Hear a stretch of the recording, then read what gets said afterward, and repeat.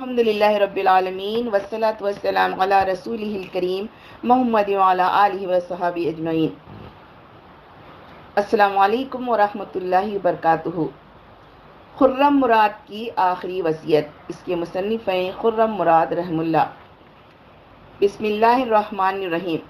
حضور نبی کریم صلی اللہ علیہ وسلم نے ارشاد فرمایا ہے کہ کسی مسلمان پر 2 راتیں ایسی نہ گزرنا چاہیے کہ اس کے پاس وصیت کے قابل اشیاء اور امور کے بارے میں لکھی ہوئی وصیت موجود نہ ہو۔ بسم اللہ الرحمن الرحیم۔ رب اشرح لی صدری ویسر لی امری واحلل عقدۃ من لسانی یفقہوا قولی۔ پیش لفظ۔ اللہ تعالیٰ کا ارشاد ہے، سورۃ الشعراء 88-89، جس دن نہ کام آئے کوئی مال اور نہ بیٹے سوائے اس کے کہ جو اللہ کے پاس قلب سلیم لے کر آئے۔ یوم لا ینفع مال ولا بنون الا من اتی اللہ بقلب سلیم۔ اللہ تعالیٰ کا یہ احسان عظیم ہے کہ اپنے بندوں تک اپنی آیات پہنچانے کے لیے، کتاب و حکمت کی تعلیم کے لیے اور ان کے تزکیے کے لیے ایسی ہستیاں معمور کرتا ہے کہ جو اپنے زمان و مقام نور علی نور کا پرتو بن کر دلوں کو ایمان کی زینت سے آراستہ کرتی ہیں اور کفر و فسق و عصیان سے نفرت دلاتی ہیں۔ خرم مراد پر یہ اللہ کا بیش بہا انعام تھا کہ اپنی تحریر و تقریر، دروس و مواعظ، تزکیہ و تلقین اور گفتگو و مباحث کے ذریعے حق کی گواہی دیتے، زندگیوں کو بندگی رب کے مطابق ڈھالتے اور دلوں کو پاکیزہ بناتے۔ ان سے مستفید ہونے والے ان گنت افراد اس کرۂ ارض پر پھیلے ہوئے ہیں۔ اپنے خاندان کی تربیت سے اپنی زندگی میں غافل رہے نہ موت سے، اپنے آپ کو اور گھر والوں کو جہنم کی آگ سے بچانے کے لیے انہوں نے ایسا ماحول ترتیب دیا کہ نیکیاں فروغ پاتی تھیں اور برائیاں مرجھا جاتی تھیں۔ جب ہمیں کوئی نیک کام کرتے دیکھا تو بے تحاشا خوش ہوتے کہ جیسے انہیں کوئی انعام مل رہا ہو۔ اگر کبھی غفلت میں مبتلا دیکھا تو سمجھایا، تنبیہ کی اور گرنے سے بچایا۔ ہماری زندگی میں اپنی موت سے پیدا ہونے والے خلا کو پر کرنے کے لیے انہوں نے بیماری کے باوجود سنت سلف پر عمل کرتے ہوئے یہ وصیت تحریر کی۔ ان کے پیچھے رہنے والوں میں صرف ہم لوگ ہی نہیں ہیں بلکہ وہ تمام افراد بھی ہیں جن سے انہوں نے اللہ کی خاطر محبت کی اور جن کو وہ جنت کا راستہ دکھاتے رہے۔ لہٰذا ہم نے فیصلہ کیا کہ اس وسیع خاندان تک اس وصیت کو پہنچایا جائے تاکہ ہم سب کے نیک اعمال ان کے لیے صدقہ جاریہ بن جائیں اور نیکیوں کے تحائف ان کو قیامت تک ملتے رہیں۔ آپ جب اس کو پڑھیں گے تو اس کی حلاوت سے متاثر ہوئے بغیر نہ رہ سکیں گے۔ ایسا محسوس ہوتا ہے کہ جیسے اس پر مشک کی مہر لگی ہوئی ہے، مزاج میں تسنیم کی طرح ہے، اور ان چیزوں میں سے ہے کہ جس کے لیے سبقت لے جانے والے سبقت لے جانے کی کوشش کریں۔ اللہ تعالیٰ سے دعا ہے کہ خرم مراد کی مغفرت کرے اور ہمیں بھی ایمان کی وہ قوت دے تاکہ ہمیں بھی ان کے حوالے سے ان کے درجے تک پہنچنے کی سعادت مل جائے، آمین۔ اعزاء و اقارب، احمد، حسن، فاروق، فرحہ، اویس، فائزہ، ہما، نوشابہ، سیما، بلال، مریم، فاطمہ، آمنہ، سارہ، مریم، ابراہیم، صفا، اسماعیل، حمیرہ، زینب، کلثوم، زہرہ، عائشہ، مونا۔ بسم اللہ الرحمن الرحیم۔ وصیت کی اہمیت۔ حضور نبی کریم صلی اللہ علیہ وسلم نے ارشاد فرمایا ہے کہ کسی مسلمان پر 2 راتیں ایسی نہ گزرنا چاہیے کہ اس کے پاس وصیت کے قابل اشیاء اور امور کے بارے میں لکھی ہوئی وصیت موجود نہ ہو۔ او کما قال علیہ الصلاۃ والسلام، یہ وصیت حضور کے اسی ارشاد کی تعمیل میں لکھ رہا ہوں۔ موت سے کسی کو بھی مفر نہیں، یہ کسی وقت بھی آ سکتی ہے، کہیں بھی آ سکتی ہے، اچانک بھی آ سکتی ہے، اس طرح بھی آ سکتی ہے کہ کوئی پاس نہ ہو، پاس ہو تو اہل و عیال نہ ہوں بھی تو ان سے کچھ کہنے کا موقع نہ ملے اور کسی چیز کے بارے میں وصیت کرنے کی نوبت نہ آئے۔ سورہ نوح آیت نمبر 4۔ حقیقت یہ ہے کہ اللہ کا مقرر کیا ہوا وقت جب آ جاتا ہے تو پھر ٹالا نہیں جاتا، کاش تمہیں اس کا علم ہو۔ سورہ یاسین 50۔ اور اس وقت یہ وصیت تک نہ کر سکیں گے، نہ اپنے گھر والوں کو پلٹ سکیں گے۔ موت آتی ہے تو دنیا کی ہر چیز سے ہر قسم کے روابط اور تعلقات بالکل منقطع ہو جاتے ہیں، کسی چیز پر کوئی قدرت باقی نہیں رہتی، ہر قسم کے معنوی اور مادی اسباب و وسائل چھوٹ جاتے ہیں، کسی چیز کے بارے میں کسی تصرف کا اختیار نہیں رہتا۔ وصیت ہر وقت تیار رکھنے کی ہدایت اس لیے ہے کہ تمام امور و معاملات بحسن خوبی سلجھ سکیں۔ حقوق اور حقوق اور دین کی ادائی کا بندوبست ہو سکے، امانتیں ادا ہو سکے اور حتی الامکان وہ چیزیں انجام پا سکے جو انسان چاہتا ہے۔ وصیت ہر وقت تیار رکھنا اس بات کی مسلسل یاد دہانی کے لیے بھی مفید ہے کہ ایک دن سے زیادہ آج کے دن کے بعد زندگی کا کوئی اعتبار نہیں ہے کہ وہ رہے گی یا نہیں۔ اس یاد دہانی سے وہ کیفیت پیدا ہوتی ہے کہ جس کی تعلیم نبی کریم نے یوں دی ہے: صبح ہو تو شام کی امید نہ رکھو، شام ہو تو صبح کی امید نہ رکھو، دنیا میں ایک مسافر یا راہگیر کی طرح رہو۔ لیکن افسوس کہ سب جانتے اور بوجھتے بھی سستی اور ٹال مٹول ایسی غالب رہی کہ صبح ہوتی رہی اور شام ہوتی رہی، مگر وصیت لکھنے کی نوبت آ رہی ہے تو آج جب کہ عمر کی 63 یعنی 63 منزلیں گزر چکی ہیں اور موت جو کبھی بھی کچھ دور نہ تھی مسلسل قریب آتی رہی ہے اور اب تو بہت ہی قریب آ گئی ہے۔ یہ افسوس اور ندامت اس لیے کہ میرا معاملہ ہر آدمی کی طرح کا معاملہ نہیں جسے وصیت تیار کرنے کی ہدایت کی گئی ہے۔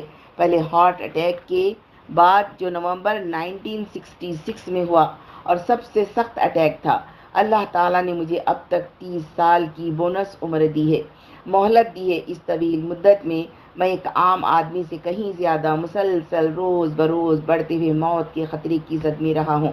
اس مدت میں مزید 4 ہارٹ اٹیک ہوئے، 3 دفعہ ایمبولینس میں انتہائی نگہداشت میں گیا جس سے واپسی کا امکان کم ہی ہوتا ہے۔ 20 سال سے انجائنا ہے، 4 دفعہ اینجیوگرافی ہو چکی ہے، 2 دفعہ بائی پاس سرجری ہو چکی ہے۔ صرف بائی پاس ہی نہیں بلکہ والوں کی وجہ سے اوپن ہارٹ سرجری بھی۔ ایک وال پلاسٹک کا ہے۔ 1991 کے ہارٹ اٹیک کے بعد انجائنا برابر بڑھ ہی رہا ہے۔ اب نوبت یہاں تک پہنچ گئی ہے کہ تیسری سرجری کے بارے میں سنجیدگی سے غور ہو رہا ہے۔ 2 ہفتے لاہور میں قلب کے وارڈ میں گزار کر اب انگلینڈ میں ہوں۔ 8 فروری کو پھر اینجیوگرافی پیش نظر ہے تاکہ آئندہ کا لاہ عمل طے کیا جا سکے، جو تقریباً یقینی ہے کہ آپریشن ہی ہوگا، الا ماشاء اللہ۔ میں بظاہر مذاق میں کہتا رہا ہوں کہ اگر مجھے کچھ ہو جائے اور میری میڈیکل ہسٹری چھپے تو لوگوں کو تعجب اس پر نہیں ہوگا کہ یہ کیوں مر گیا، بلکہ ہوگا تو اس پر ہوگا کہ اب تک زندہ کیسے رہا۔ لیکن اس سب کے باوجود بھی وصیت نہ لکھی جا سکی۔ یہ غفلت کچھ وصیت کے معاملے ہی میں نہیں ہے، ساری بد عملیوں اور محرومیوں کا حال یہ ہے کہ سب کچھ جانتے بوجھتے بھی ہوتی رہی ہے۔ انہی کوتاہیوں کی نظر عمر کا بیشتر سرمایہ وقف ہو گیا ہے۔ ایسا نہیں کہ سستی اور ٹال مٹول کی اس طویل مدت کے دوران میں موت سے بالکل غافل یا وصیت لکھنے کی فکر سے خالی رہا ہوں۔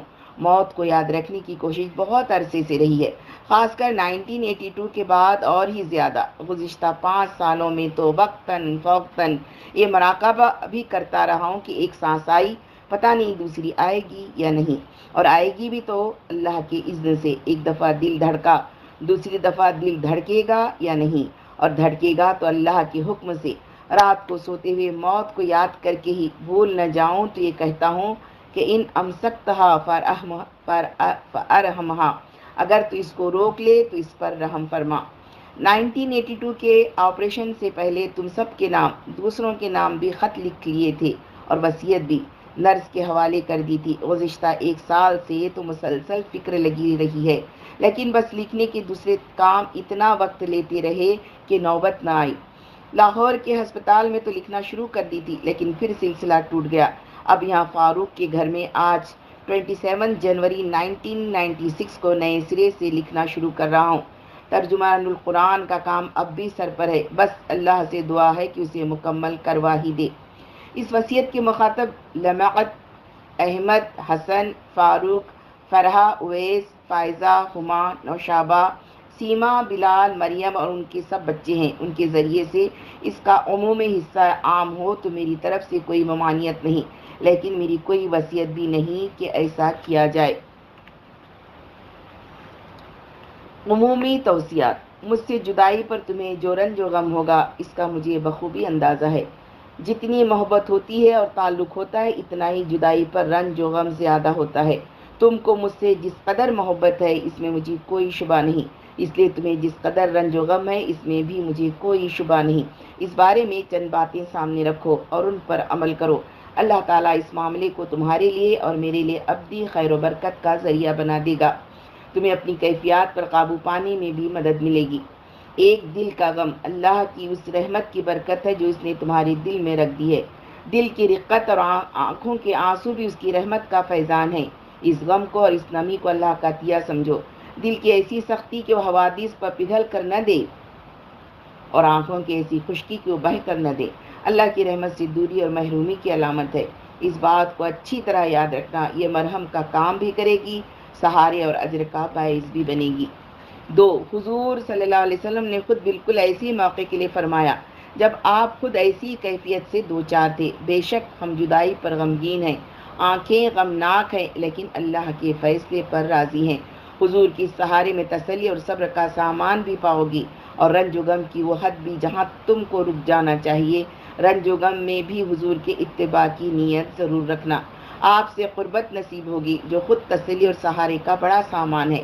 پھر اس غم و اندوہ کا اجر بھی ملے گا اور اللہ کی محبت بھی ہوگی۔ فاتبعونی یحببکم اللہ، اور یہ قیمتی ہدایہ کچھ نہ کچھ مجھے بھی پہنچیں گے انشاءاللہ۔ 3. جو چیزیں اللہ کو پسند نہیں اس کو ناراض کرتی ہیں، انہیں بھی یاد رکھنا اور ان سے بچنا۔ یہ باتیں ایمان کے منافی ہیں۔ دل اور آنکھ تمہاری اختیار میں نہیں، ان کو روکنا اور تھامنا ضروری بھی نہیں، بلکہ یہ کیفیات اللہ کا عطیہ ہیں، لیکن زبان کو تھامنا ضروری ہے اور یہ تمہارے اختیار میں ہے۔ کوئی ایسی بات منہ سے نہ نکلے جو رضا بالقضاء کے خلاف ہو، جزا و فضا نہ ہو، گلے شکوے نہ ہوں، یاس و حسرت نہ ہو۔ یہی روش تمہاری طرف سے میرے لیے سب سے پہلا بیش قیمت ہدیہ ہوگا جو ان کٹھن مقامات پر میرے بہت کام آئے گا، جن سے آنکھ بند ہوتے ہی مجھے دوچار ہونا پڑے گا، اور انشاءاللہ تمہارے لیے بھی بے معنی اور لا حاصل کلمات کے مقابلے میں یہ طرز عمل زیادہ سے زیادہ اجر کا باعث ہوگا۔ 4. سب سے بڑھ کر اس بات کی نگہداشت کرنا کہ زبان سے کوئی لفظ حسرت کا ہرگز نہ نکلے، نہ دل کسی حسرت میں مبتلا ہو۔ یہ تو ہرگز نہ کہنا، نہ سوچنا کہ اگر کاش ایسا ہوتا، ایسا نہ ہوتا تو یہ نہ ہوتا۔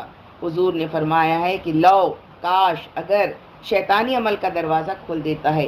اللہ تعالیٰ نے فرمایا ہے کہ کافروں کا قول ہے، تم ان کی طرح نہ ہو جاؤ جنہوں نے کفر کیا اور سفر یا لڑائی میں مرنے والے پیاروں کے بارے میں کہتے ہیں کہ اگر نہ جاتے، ہمارے پاس رہتے تو نہ مرتے، نہ قتل کیے جاتے۔ لِيَجْعَلَ اللَّهَ ذَلِكَ حَسْرَةً فِي قُلُوبِهِمْ، آل عمران 156۔ یہ باتیں تو اللہ کی طرف سے ان کے دلوں میں لا حاصل حسرت کی آگ بھڑکانے کے لیے ہیں۔ 5. یہ سوچ اور یہ گفتگو صرف حسرت کی سوزش کا سامان اس لیے بھی ہے کہ جو کچھ ہونا تھا ہو چکا، وہ اب کسی صورت پلٹایا نہیں جا سکتا۔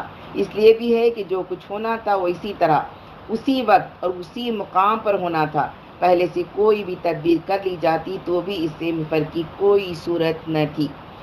یہ 2 باتیں اچھی طرح یاد رکھو گے تو رضا بالقضاء کی آدھی کیفیت تو حاصل ہو جائے گی۔ بار بار یاد کرنا، خود کو، سب کو یاد دلانا کہ حکم، تدبیر اور تصریف صرف اللہ کے لیے ہے۔ اسباب جو نگاہوں سے نظر آتے ہیں اس کی تدبیر کا ذریعہ ہیں۔ جو اللہ کی معرفت سے تہی دامن ہے اس کی نگاہ انہی اسباب میں اٹک جاتی ہے، یہی اسباب اس کے اور رب کے درمیان حجاب بن جاتے ہیں۔ ورنہ جو کچھ پیش آتا ہے اللہ کے حکم سے پیش آتا ہے۔ ما اصاب من مصیبت الا باذن اللہ، التغابن 11۔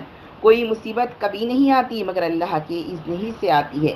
یہی دل کو سیدھا رکھنے کا نسخہ ہے۔ ومن یؤمن باللہ یہدی قلبہ، التغابن 11۔ جو شخص اللہ پر ایمان رکھتا ہو اللہ اس کے دل کو ہدایت بخشتا ہے۔ جو مصیبت پڑ گئی ٹل نہ سکتی تھی، جو نہیں پڑی وہ پڑ نہیں سکتی تھی۔ سارے جن و انس مل کر بھی کوئی نقصان روکنا چاہیں، کوئی نفع پہنچانا چاہیں تو کچھ نہیں کر سکتے۔ رفعت الاقلام وجفت الصحف، قلم اٹھا لیے گئے اور کتابیں خشک ہو گئیں۔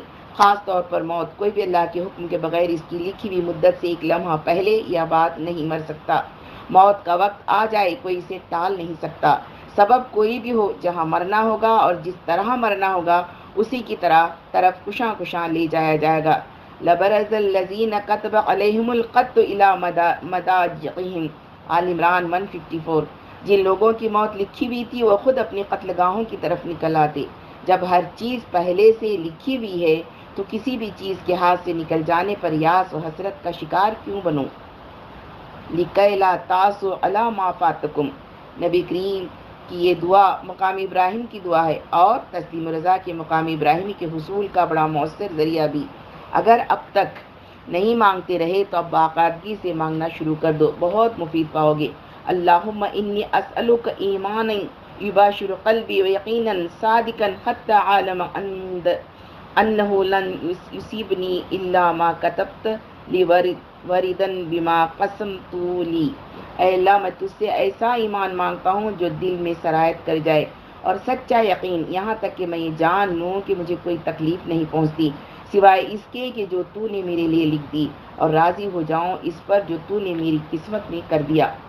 وہی پڑھا جو اس نے لکھ دیا تھا۔ اس سے بڑھ کر یہ بھی یاد کرنا کہ جو کچھ اس نے لے لیا وہ اسی کا تھا، اس لیے کہ اسی کا دیا ہوا تھا۔ جو کچھ اس نے دیا تھا وہ عارضی مدت کے لیے ہی دیا تھا، متاعن الہین، اسے بہرحال فنا ہو جانا تھا۔ کل من علیہا فان، پھر اس پر حسرت و یاس کا کیا سوال، اور جزا و فضا کس لیے؟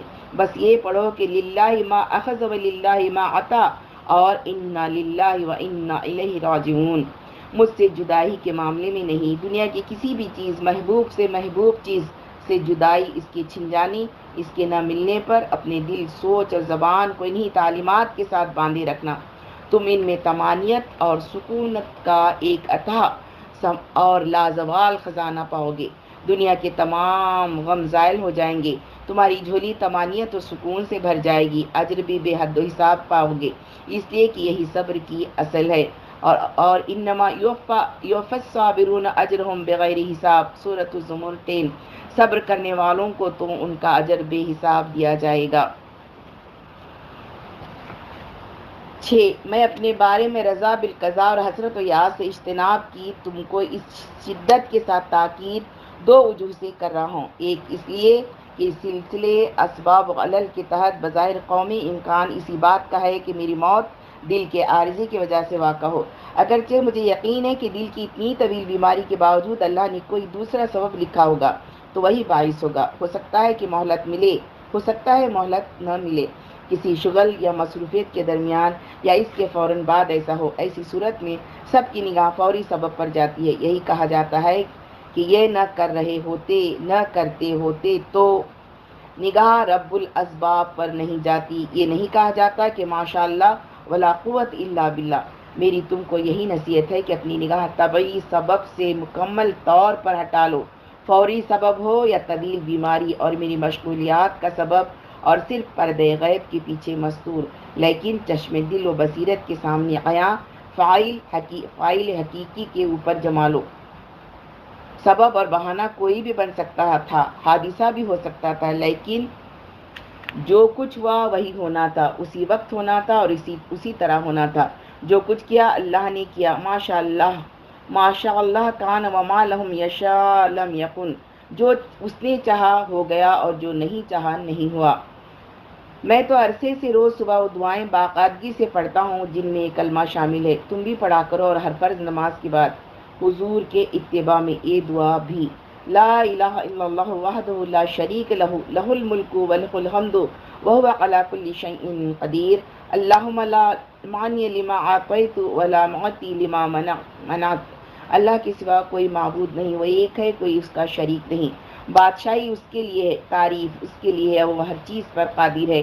اے اللہ، جو تو عطا کرے اسے روکنے والا کوئی نہیں، اور جو تو روکے اسے عطا کرنے والا کوئی نہیں۔ خاص طور پر آج کے اس مادی دور میں جب ہر بات کی تعبیر مادی اسباب ہی سے کی جاتی ہے، اس شرک خفی سے بچنے کا نسخہ یہی کہ دل و نگاہ کا مرکز ماشاء اللہ ولا قوت الا باللہ کو بنائے رکھو۔ صبر کا بھی سب سے کارگر نسخہ یہی ہے، وما صبرک الا باللہ۔ دوسری وجہ جو زیادہ اہم ہے وہ یہ ہے کہ اس کا بھی بہت امکان ہے کہ فوری وجہ اللہ کی کسی کام میں مشغولیت ہو، تقریر کرتے ہوئے، کچھ لکھتے ہوئے، کسی اجتماع میں بیٹھے ہوئے، کسی سے ملاقات کرتے ہوئے، معمول کے مطابق یا غیر معمولی طور پر کسی مصروفیت اور مشغولیت کے دوران۔ اگر سبب اللہ کا کام ہو، فوری یا مستقل، تو اس کام کو مورد الزام گرداننا نہ صرف فاعل حقیقی سے نگاہ کو ہٹا لینا ہوگا، بلکہ جو کام اس کو محبوب ہے اس کی طرف سے دل میں تنگی اور زبان پر الزام دہی اس کو ناراض کرنے کا سبب بھی بن سکتی ہے۔ اب بھی عموماً جماعت کے کاموں اور جماعت کے لوگوں پر الزام رکھ دیا جاتا ہے۔ اب بھی تدابیر میں سر فہرست اسی کام کو کرنے کو رکھا جاتا ہے۔ آرام کے معنی اسی کام سے آرام کے ہوتے ہیں اور دنیا کی دیگر بے شمار ذہنی مصروفیات اور ہجوم افکار کا کوئی ذکر نہیں ہوتا۔ مجھے یہ اب بھی ناگوار ہوتا ہے اور ڈر لگتا ہے کہ اللہ کو بھی ناگوار نہ ہو، اس لیے اس موقع پر میں شدت سے تاکید کروں گا کہ تمہاری طرف سے کوئی ایسی بات نہ کہی جائے، نہ سوچی جائے، دوسرے کہیں تو اس کی تردید کی جائے، ہاں دل میں آ جائے تو کوئی بات نہیں۔ اگر اللہ کی راہ میں کام کرتے ہوئے کوئی کام فراق کا فوری سبب بنے تو اس پر تو اللہ کا شکر بجا لانا چاہیے۔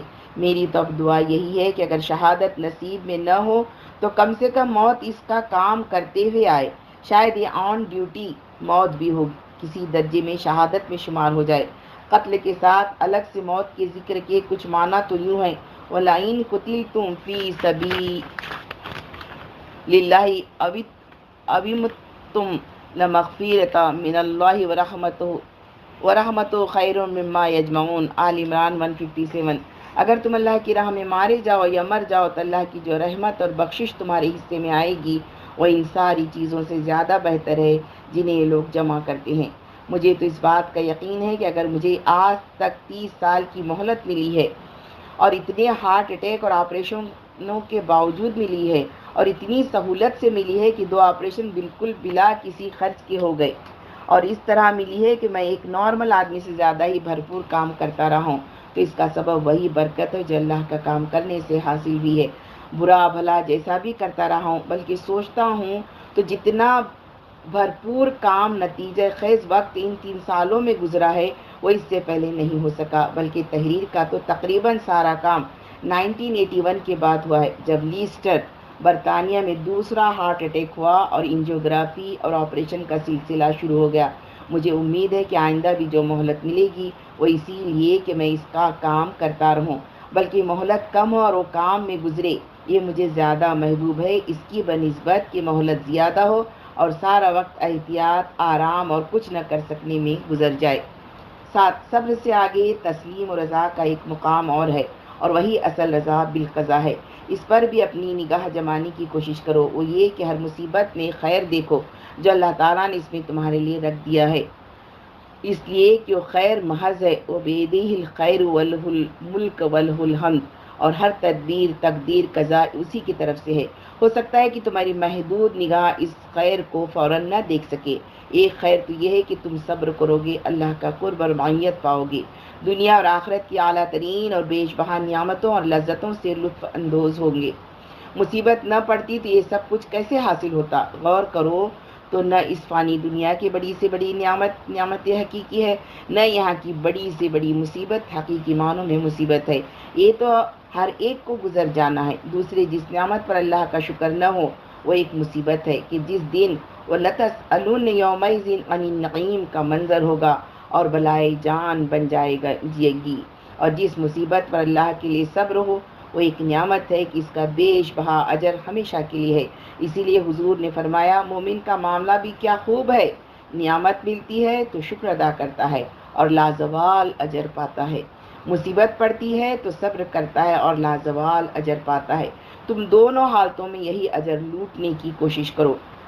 اس کیفیت اور اجر میں سے جو نصیب ہو جائے اس پر خوشیاں منانا، جو ہاتھ سے نکل جائے اس پر غم منانا، نہ کہ دنیا کی فانی نعمتوں کے نہ ملنے یا مصیبتوں کے پڑنے سے۔ ہر مصیبت میں تمہارے لیے تزکیہ اور تربیت کا سامان بھی ہے، اور اگر تم اسے اللہ کی طرف سے دیکھنے لگو جو کان بالمومنین رحیمہ، تو ہر مصیبت اس کی عطا ہے، لقائے دوست کا سامان ہے، اس سے ملاقات اور قرب کا ذریعہ اور اس لیے جائے شکر بھی۔ 8 رضا بالقضا مجبوری کا معاملہ نہیں کہ جو ہونا تھا وہ ہو گیا، بلکہ اس پر رضامندی اور پسندیدگی کا معاملہ ہے اور اس کے بدلے میں اجر کی توقع اور اس کی لذت کی خوشی کا معاملہ ہے۔ غم تو تعلق ٹوٹنے کا ہے، باہمی محبت کی لذت، قربت کی لذت، ساتھ بیٹھنے کی لذت، بات چیت کی لذت ختم ہو جانے کا غم ہے، لیکن اس سے کوئی مفر نہیں کہ ختم ہو جاتی، آج نہ ہوتی تو کل ہوتی۔ لیکن انہی لذتوں کا پکا وعدہ اللہ تعالیٰ نے فرمایا ہے صبر اور تقویٰ کرنے والوں سے، ایسی لذت جس کا تصور بھی تم نہیں کر سکتے۔ فَلَا تَعْلَمُ نَفْسٌ مَّا أُخْفِيَ لَهُم مِّن قُرَّةِ أَعْيُنٍ، سورہ السجدہ 17۔ پھر جیسا کچھ آنکھوں کی ٹھنڈک کا سامان ان کے اعمال کی جزا میں ان کے لیے چھپا رکھا ہے، اس کی کسی متنفس کو خبر نہیں، اور ہمیشہ باقی رہنے والی ہے۔ نعیم مقیم ہم فیہا خالدون خالدین فیہا ابدا۔ دیکھو آج جو چیز ختم ہو گئی اسی کا وعدہ ہے کہ کل ملے گی۔ علی سرر متقابلین، میں باہم مل بیٹھنے کی لذت، فی شغل فاکہون، میں دلچسپ و لذیذ مشغولیتوں کی لذت، خاص طور پر بیویوں اور اولاد کے ساتھ۔ ہم و ازواجہم فی ظلال علی الارائک متکئون، سورہ یاسین 56۔ وہ اور ان کی بیویاں گھنے سایوں میں مسندوں پر تکیے لگائے ہوئے۔ اس لذت کے مقابلے میں وہ عارضی لذت کیا مقام رکھتی ہے جو آج ہم اور تم سے لے لی گئی ہے۔ ایمان اور عمل صالح کے لیے کوشاں رہو، تو بس اللہ کا قطعی وعدہ ہے، حساب آسان ہوگا، پھر ملیں گے، ہمیشہ ساتھ رہیں گے۔ سورہ طور 21۔ جو لوگ ایمان لائے ہیں اور ان کی اولاد بھی کسی درجے ایمان میں ان کے نقش قدم پر چلی ہے، ان کی اس اولاد کو بھی ہم جنت میں ان کے ساتھ ملا دیں گے۔ وَيَنقَلِبُ إِلَىٰ أَهْلِهِ مَسْرُورًا، اپنے اہل و عیال کی طرف شاداں و فرحاں، کامیاب و بامراد اور واپسی کی لذت کا وعدہ۔ جنات عدن يدخلونها ومن صلح من آبائهم وأزواجهم وذرياتهم، سورہ رعد 23۔ یعنی ایسے باغ جو ان کی ابدی قیام گاہ ہوں گے، وہ خود بھی ان میں داخل ہوں گے، اور ان کے آبا و اجداد، ان کی بیویوں اور ان کی اولاد میں سے جو صالح ہیں وہ بھی ان کے ساتھ وہاں جائیں گے کا وعدہ۔ 9۔ میں نے معروف معنوں اور انداز میں تمہیں صبر کی تلقین نہیں کی ہے، نہ کرنا چاہتا ہوں، لیکن اب تک جن باتوں کی وصیت کی ہے ان کے ذریعے صبر کی عظیم شاہراہ کو تمہارے لیے آسان اور وسیع کر دیا ہے، اس کے دروازوں کی کنجیاں تمہارے ہاتھوں میں تھما دی ہیں۔ مجھے امید ہے کہ تم ان کنجیوں سے صبر کے اور اس طرح کے جنت کے دروازے خود اپنے لیے کھول لو گے اور سہولت کے ساتھ اس راہ پر چلو گے۔ اس موقع ہی پر نہیں، ساری زندگی میں سکون و طمانینت اور کامیابی و سرفرازی کا راز صبر ہی میں پوشیدہ ہے۔ وَتَمَّتْ كَلِمَةُ رَبِّكَ الْحُسْنَىٰ عَلَىٰ بَنِي إِسْرَائِيلَ بِمَا صَبَرُوا، سورۃ الاعراف 137۔ اس طرح بنی اسرائیل کے حق میں تیرے رب کا وعدہ خیر پورا ہوا کیونکہ انہوں نے صبر سے کام لیا تھا۔ جہاں تک موت کے سلسلے میں میری کیفیت کا تعلق ہے وہ میں بتا دوں، آج کا حال یہی ہے، کل کیا ہوگا یہ اللہ بہتر جانتا ہے۔ اس کی پسندیدہ کیفیت ہو تو اسے وہ باقی رکھے اور بڑھائے، ناپسندیدہ ہو تو اصلاح کر دے۔ اول، موت کا ڈر ایک فطری کیفیت ہے، میں اسے کبھی خالی نہ رہا، آج بھی نہیں ہوں، شاید مرتے وقت بھی نہ ہوں گا۔ موت کی تکلیف کا ڈر، موت کے بعد کے مراحل کی تکلیف کا ڈر، طبعی خوف و ڈر سے کسی کو بھی مفر نہیں، پیغمبروں کو بھی نہیں۔ حضرت موسیٰ مصر سے نکلے تو خائفین یترقبوا، خوف زدہ، ڈرتے اور سہمے، عصا سانپ بن گیا تو ڈر کے مارے الٹے پاؤں پھرے۔ نزا کی تکلیف تو اسی دنیا کی تکلیف ہے۔ حضرت عائشہ کی روایت حضور کے بارے میں، انسانیت موت کے دروازے پر میں جو پڑا ہے دل سوچ کر ڈرتا ہی ہے۔ دوم، اس بات کا بھی اعتراف ہے کہ باقاعدگی سے الشوق الی لقائک کی دعا کرنے اور النظر الی وجہک الکریم کی لذت طلب کرنے کے باوجود اس کی کیفیت سے آشنائی نہیں ہوئی۔ موت کا سوچ کر ہی جو لقاء اللہ کا دروازہ ہے، خوف شوق پر غالب آ جاتا ہے، اور اس کے کریم چہرے پر نظر کی لذت کی آرزو بھی اس پر حاوی نہیں ہونے پاتی۔ یا شاید یہ پتہ ہی نہیں کہ طبعی خوف کے ساتھ عقلی شوق و لذت کی کیفیت کس طرح جمع ہو سکتی ہے۔ کچھ سہارا ملتا ہے تو حضرت عائشہ کی اس روایت سے، جس میں بیان کیا گیا ہے کہ جب حضور نے فرمایا جو اللہ سے ملاقات سے محبت کرتا ہے تو وہ بھی اس سے ملاقات کو محبوب رکھتا ہے، اور جو اللہ سے ملاقات کو ناپسند کرتا ہے اللہ بھی اس سے ملنے کو ناپسند کرتا ہے۔ حضرت عائشہ نے فوراً موت کے لیے اپنی طبعی کراہت کا سوال کھڑا کر دیا۔ ہم میں سے ہر شخص موت کو ناپسند کرتا ہے۔ حضور نے فرمایا میرا مطلب یہ نہیں، بلکہ جب مومن کو اللہ کی نعمت، رضا اور جنت کی بشارت دی جاتی ہے تو اللہ سے ملاقات اس کو محبوب ہو جاتی ہے۔ او کما قال، لیکن میں جب اپنے اعمال کو دیکھتا ہوں تو بشارت کی امید کم ہی ہوتی ہے، محبت اور شوق پر خوف ہی غالب آ جاتا ہے۔ پھر بھی حضرت موسیٰ کی طرح یہی دل کی صدا ہوتی ہے، ربی انی لما انزلت الیہ من خیر فقیر، سورۃ القصص 24۔ پروردگار جو خیر بھی تو مجھ پر نازل کر دے میں اس کا محتاج ہوں۔ شاید شوق بے معنی موت کا ڈر اتنا نہیں جتنا اپنے اعمال بد کا ڈر ہے۔ سوم دنیا کی حد تک آج تو کم و بیش کیفیت یہ محسوس ہوتی ہے کہ کسی بھی چیز کے چھوٹ جانے کا غم اس طرح نہ لگے گا کہ ستائے گا، واللہ عالم بالصواب۔ دنیا میں بھی اب کسی مادی نقصان کا کوئی روگ جان کو نہیں لگتا، کوئی ایسی آرزو اور خواہش نہیں کہ جس کے پورا نہ ہونے پر حسرت اور افسوس ہو، بلکہ اب تو یہ سمجھ میں نہیں آتا کہ کوئی رقم ہاتھ آ جائے تو اپنا کون سا شوق ہے جو پورا کروں گا، سوائے اس کے کہ دوسروں کے شوق پر خرچ کر دوں یا اللہ کی راہ میں دے دوں یا کسی کے لیے کچھ اپنے بعد انتظام کر دوں۔ ہاں، اگر کچھ تعلق لگتا ہے تو ایک ان چیزوں سے جو بولیاں لکھی ہوئی موجود ہے مگر طباعت کے قابل نہ بنا سکا، یا وہ جو دل و دماغ میں ہے نہ لکھ سکا نہ بول سکا، یا دوسرے ان کا خیال ہے جن کی ساری خوشیوں کا انحصار ہی میرے اوپر ہے کہ ان کی گزر کیسے ہوگی، یا ان کا جن کا بظاہر میرے بعد کوئی بندوبست نظر نہیں آتا۔ دونوں صورتوں میں اطمینان اللہ پر بھروسے ہی سے حاصل ہوتا ہے، اور نہ معلوم کتنے لوگ مجھ سے کہیں بہتر تمام خیالات اور مسودات چھوڑ کر رخصت ہو گئے۔ جب اللہ ہی کو منظور نہیں تو مجھے کیا فکر کرنا، اب تک جو چھپ گیا اس نے کیا تیر مار لیا، اور جو بہترین کتابیں موجود ہیں دوسروں کی ان سے ہی کیا حاصل ہو رہا ہے، اور کیا پتا جس طرح 1981 کے بعد بہت مدت گزر گئی، اللہ تعالیٰ نے آج کے بعد بھی مہلت رکھی ہو اور یہ بیماری اس فرصت کے لیے بہانہ بن جائے جو بہت سے کاموں کی تکمیل کے لیے درکار ہے۔ جہاں تک انسانوں کا تعلق ہے اب بھی خبر گیری کرنے والا وہی ہے، اور وہ حی لا یموت ہے، وہی کافی ہوگا، وکفا باللہ وکیلا۔ تم سب کے بارے میں میری جو آرزویں اور تمنائیں رہی ہیں وہ عموماً دعا کے قالب میں ڈھل کر بیان ہوتی رہی ہیں۔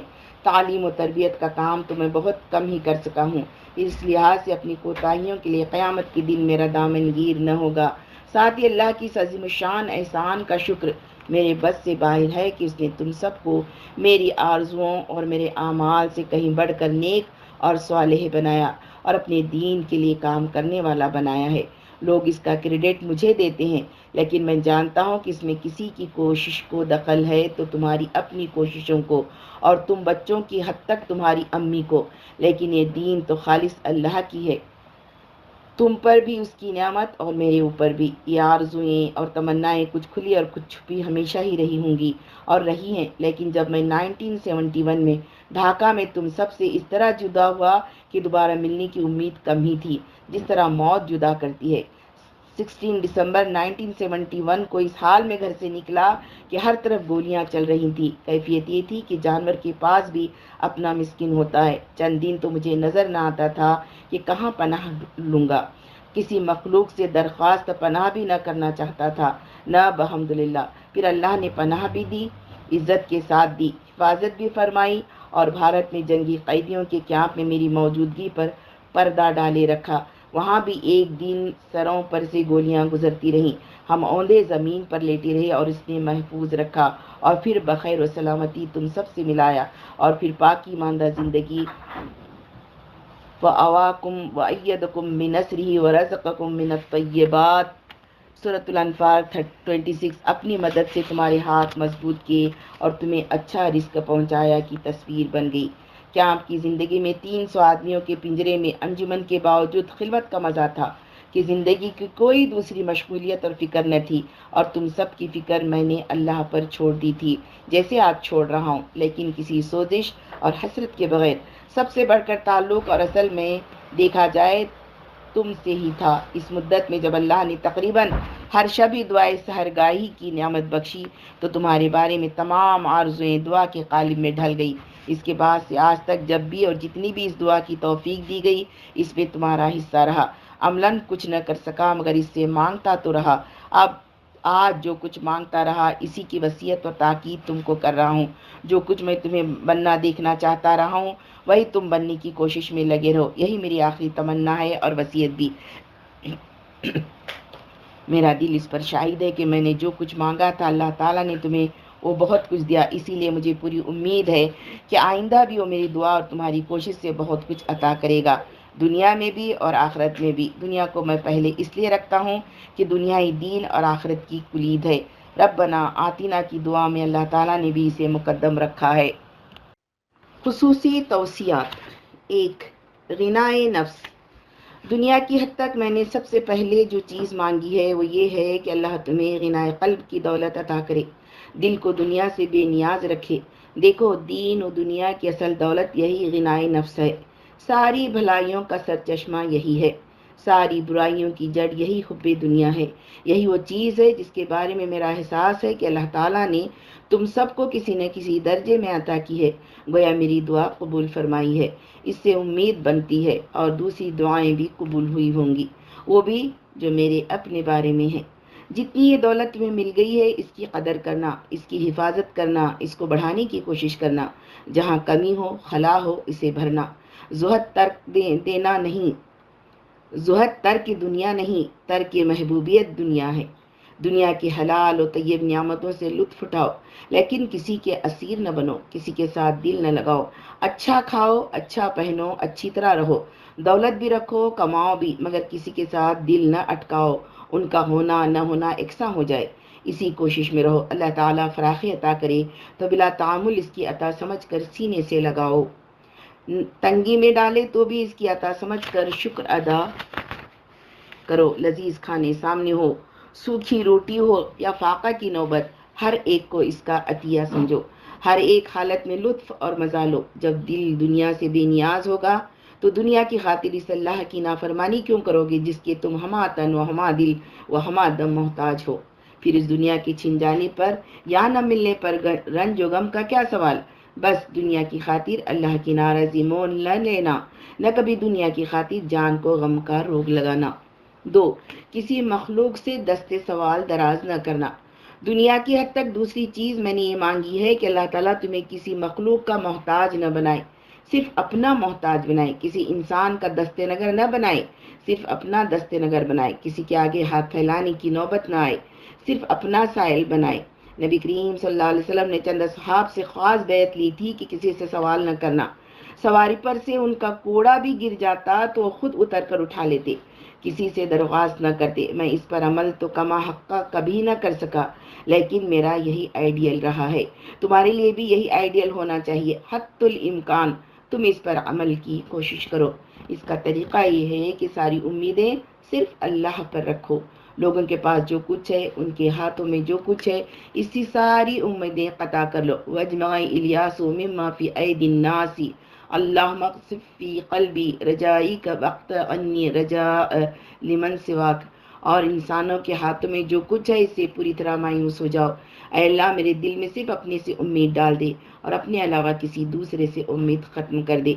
انسانی تعلقات کی بیشتر خرابیاں اور زندگی کی بیشتر ناخوشیاں شکستہ توقعات، بروکن ایکسپیکٹیشنز کا نتیجہ ہوتی ہیں۔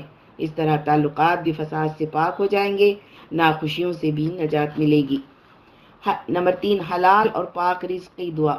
تیسری چیز میں نے یہ مانگی ہے کہ دنیا میں تمہیں حلال و طیب رزق خوب وسعت سے دے، کم سے کم اتنا ضرور دے کہ تم فارغ البالی کے ساتھ اپنی ضروریات پوری کر سکو، قناعت کے ساتھ خوش رہو اور دنیا سے حظ بھی اٹھا سکو۔ اتنی دنیا دین کی حفاظت کے لیے ضروری ہے۔ دنیا سے اتنا حصہ لینے سے غفلت اور لاپرواہی نہ برتنا، ایک عبادت میں داخل ہے اور دوسری عبادتوں کے حسن کے لیے ضروری۔ اس لیے اس حد تک دنیا کمانے کو عبادت سمجھ کر ہی کام کرنا، لیکن یہ بھی یقین رکھنا کہ جتنا ملنا ہے وہ ضرور ملے گا، حرام راستوں پر جانے سے کچھ زیادہ نہ مل جائے گا۔ وَاجْمِلُوا فِي الطَّلْبِ کو بھی سامنے رکھو۔ امانت داری۔ چوتھا، دنیا کی اور تلاش معاش کی ادائیگی، حقوق کے سارے کام بھی ایک امانت ہے، انہیں پوری امانت داری کے ساتھ کرو۔ دیانت کا دامن کبھی ہاتھ سے نہ چھوڑو، پوری ذمہ داری سے اپنے کام پائے تکمیل تک پہنچاؤ۔ ہر کام کو بہتر سے بہتر طریقے سے کرو، خوب سے خوب کر کے جویا رہو۔ دنیا کے ہر کام میں بھی کامیابی کو ہدف بناؤ اور کامیابی کے بھی اعلیٰ سے اعلیٰ درجے کو۔ دینداری اس بات کا نام نہیں کہ آدمی دنیا سے لاپرواہی برتے۔ ہر کام عبادت ہوگا اگر اسے صرف اللہ کے لیے کرو گے اور معصیت سے پاک رکھو گے۔ نمبر 5، اللہ کی رضا جوئی۔ اصل آرزو تو یہ ہے، صرف یہی، اور سب کچھ بھی اسی آرزو کی خاطر ہے کہ اللہ کے بندے بن کر زندگی بسر کرو، مخلص اور حنیف بندے۔ بندگی یہ ہے کہ ایک طرف جو اس کی مرضیات اور اوامر و نواہی ہیں ان کو بھی برضا و رغبت بجا لاؤ، بلکہ رضا جوئی اور محبت میں دوڑ دوڑ کر وہ کام بھی کرو جن کو اس نے فرض نہیں کیا مگر جن سے وہ خوش ہوتا ہے۔ محبت و محبوب کے آنکھ کے اشارے کی منتظر رہتی ہے۔ کچھ کہے بغیر بھی اس کی مرضی پا جاتی ہے، اس کے چہرے پر نگاہ رکھتی ہے۔ اسی کیفیت کا اظہار نماز کے بعد 3 دفعہ اسی اظہار و اقرار سے ہوتا ہے۔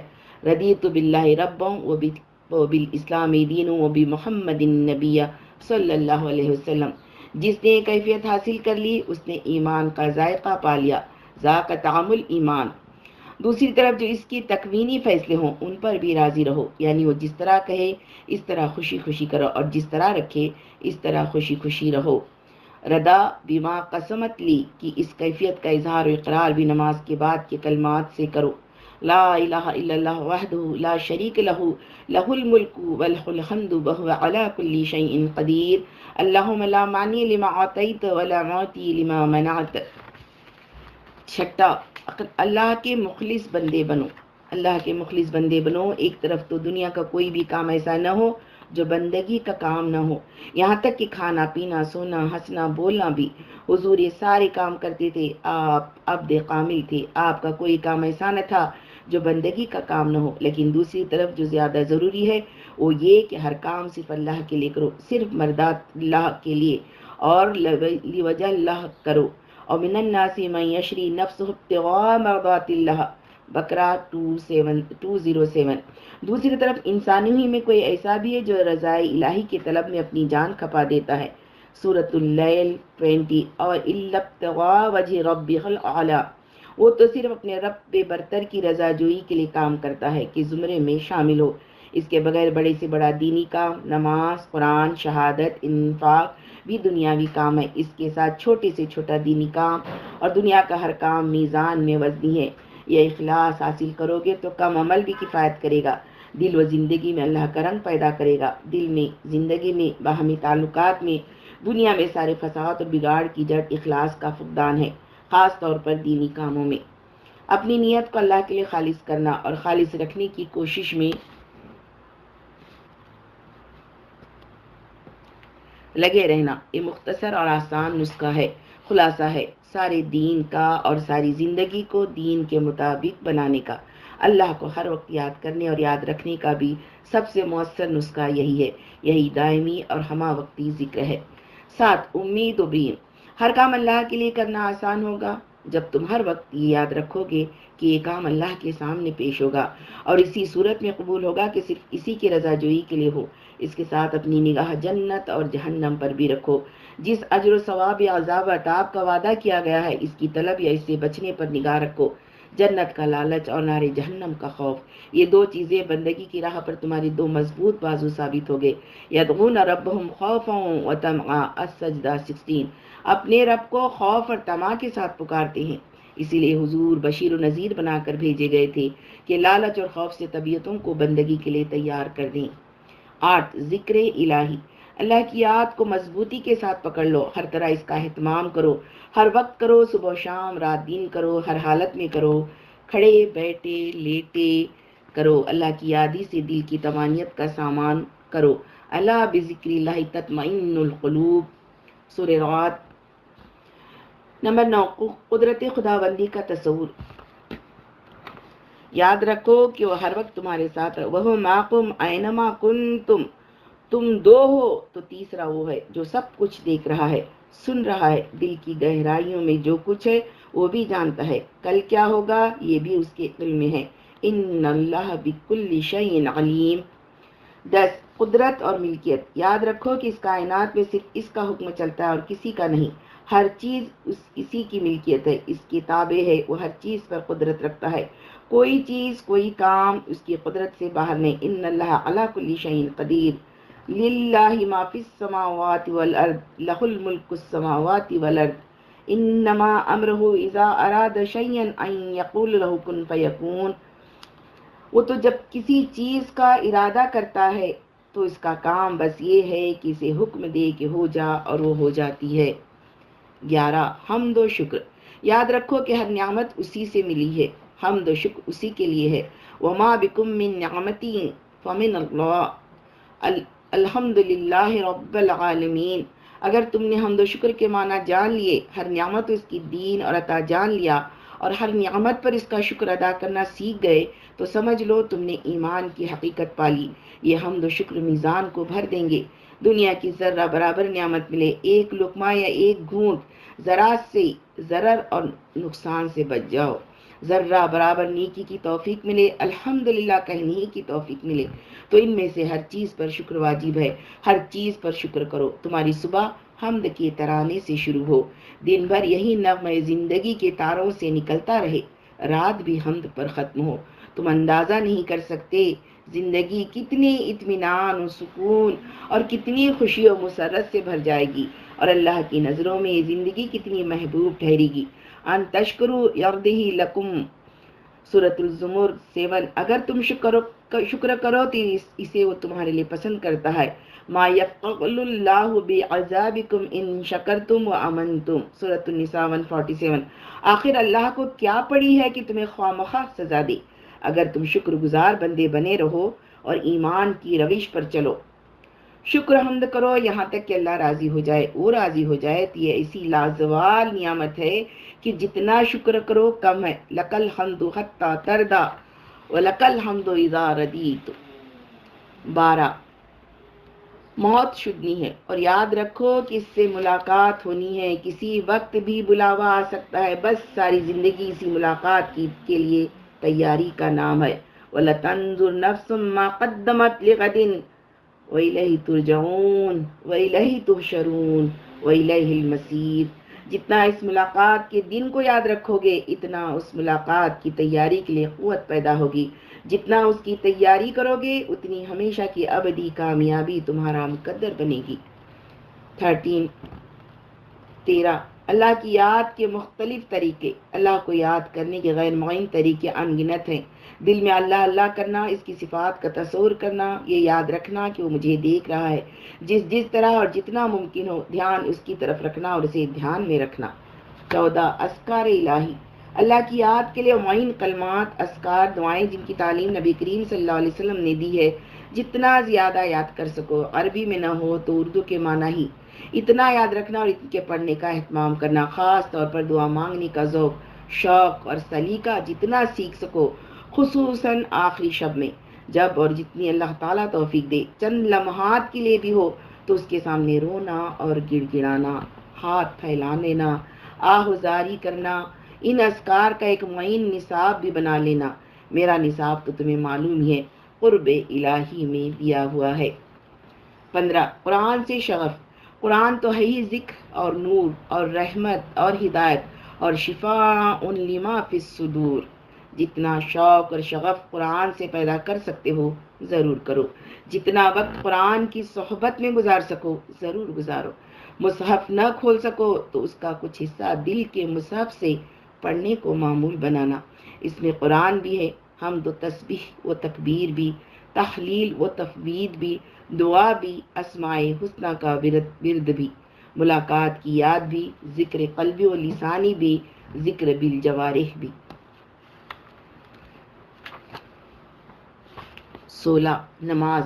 تمام اذکار کا نصاب نماز ہے۔ نماز سے ہرگز غفلت نہ کرنا اور ہر نماز اپنی حد تک خشوع اور ذکر الہی سے لبریز ادا کرنے کی کوشش کرنا۔ نماز کا مقصد یہ ہے اقیم الصلاۃ لذکری، خشوع کی کوشش کرنا کچھ مشکل نہیں۔ کسی چیز پر توجہ رکھو اپنے اوپر کہ مجھے اللہ دیکھ رہا ہے، اللہ پر، اس کی صفات پر، خانہ کعبہ پر، زبان سے نکلنے والے الفاظ پر، اس پر کہ یہ میری آخری نماز ہے۔ 17، نماز با جماعت۔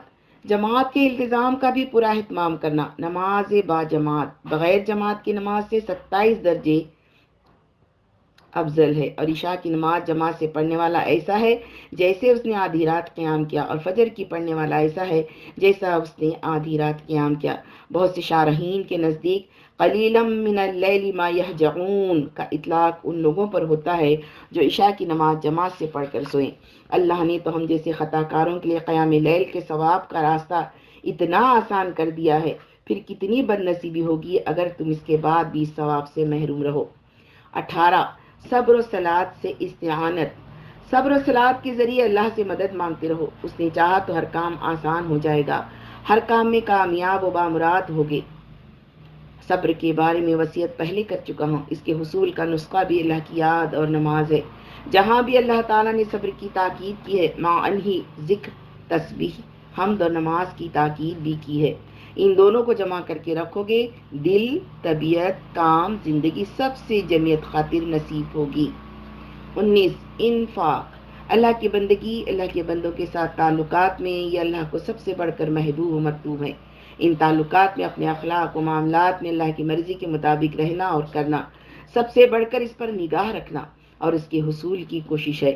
اس کے لیے ضروری ہے کہ جو کچھ اللہ نے دیا ہے وہ اس کی خاطر، اس کی محبت کی خاطر اس کے بندوں پر خرچ کرو، مال بھی اور وقت بھی، توجہ بھی اور جذبات و احساسات بھی، تن دلی بھی اور غصہ بھی، اپنی آن بان کو بھی اور اپنی انا کو بھی۔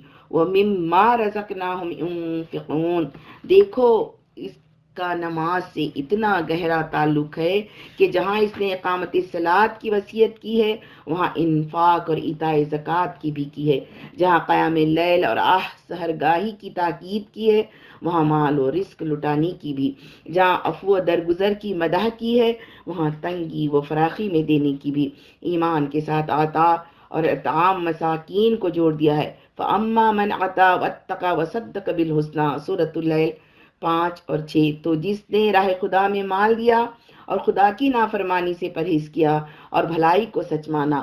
والمنافقین والمستغفرین بالاسحار، آل عمران 17۔ اور فیاض ہیں اور رات کی آخری گھڑیوں میں اللہ سے مغفرت کی دعائیں مانگا کرتی ہیں۔ ينفقون في السراء والضراء والكاظمين الغيظ والعافين عن الناس، آل عمران 134۔ جو ہر حال میں اپنے مال خرچ کرتے ہیں، خواہ بدحال ہوں یا خوشحال، جو غصے کو پی جاتے ہیں اور دوسروں کے قصور معاف کر دیتے ہیں۔ تتجافى جنوبهم عن المضاجع يدعون ربهم خوفا وطمعا ومما رزقناهم ينفقون، السجدہ 16۔ ان کی پیٹھیں بستروں سے الگ رہتی ہیں، اپنے رب کو خوف اور طمع کے ساتھ پکارتے ہیں اور جو کچھ رزق ہم نے انہیں دیا ہے اس میں سے خرچ کرتے ہیں۔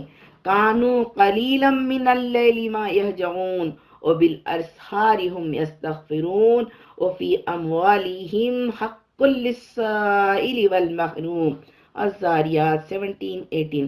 راتوں کو کم ہی سوتے تھے، پھر وہی رات کے پچھلے پہروں میں معافی مانگتے تھے اور ان کے مالوں میں حق تھا سائل اور محروم کے لیے۔ بس ان آیات کو اپنے دل میں نقش کر لینا، نگاہوں کے سامنے رکھنا اور انہی کے مطابق اپنا عمل، اپنا لین دین، اپنا برتاؤ اور اپنا کردار بنانا، یہ تمہارے لیے کفایت کریں گی۔ لیکن اس تعلیم کے بعد اہم مضمرات اپنے سامنے خاص طور پر رکھنا۔ 20 ایذا نہ پہنچانا، کسی مخلوق کو، خاص طور پر کسی انسان کو، اس سے زیادہ کسی مسلمان کو اپنی کسی قول یا عمل سے ایذا نہ پہنچانا۔ جس طرح اللہ کے لیے ہر کام کرنا سارے دین کا خلاصہ ہے، اسی طرح ایذا نہ پہنچانا سارے احکام الہی کا محصل ہے۔ تم جس حکم شرعی پر غور کرو اس میں اصول کسی نہ کسی صورت میں پایا جاتا ہے، حدود ہوں، نکاح و طلاق کے احکام ہوں، لین دین کے ہوں۔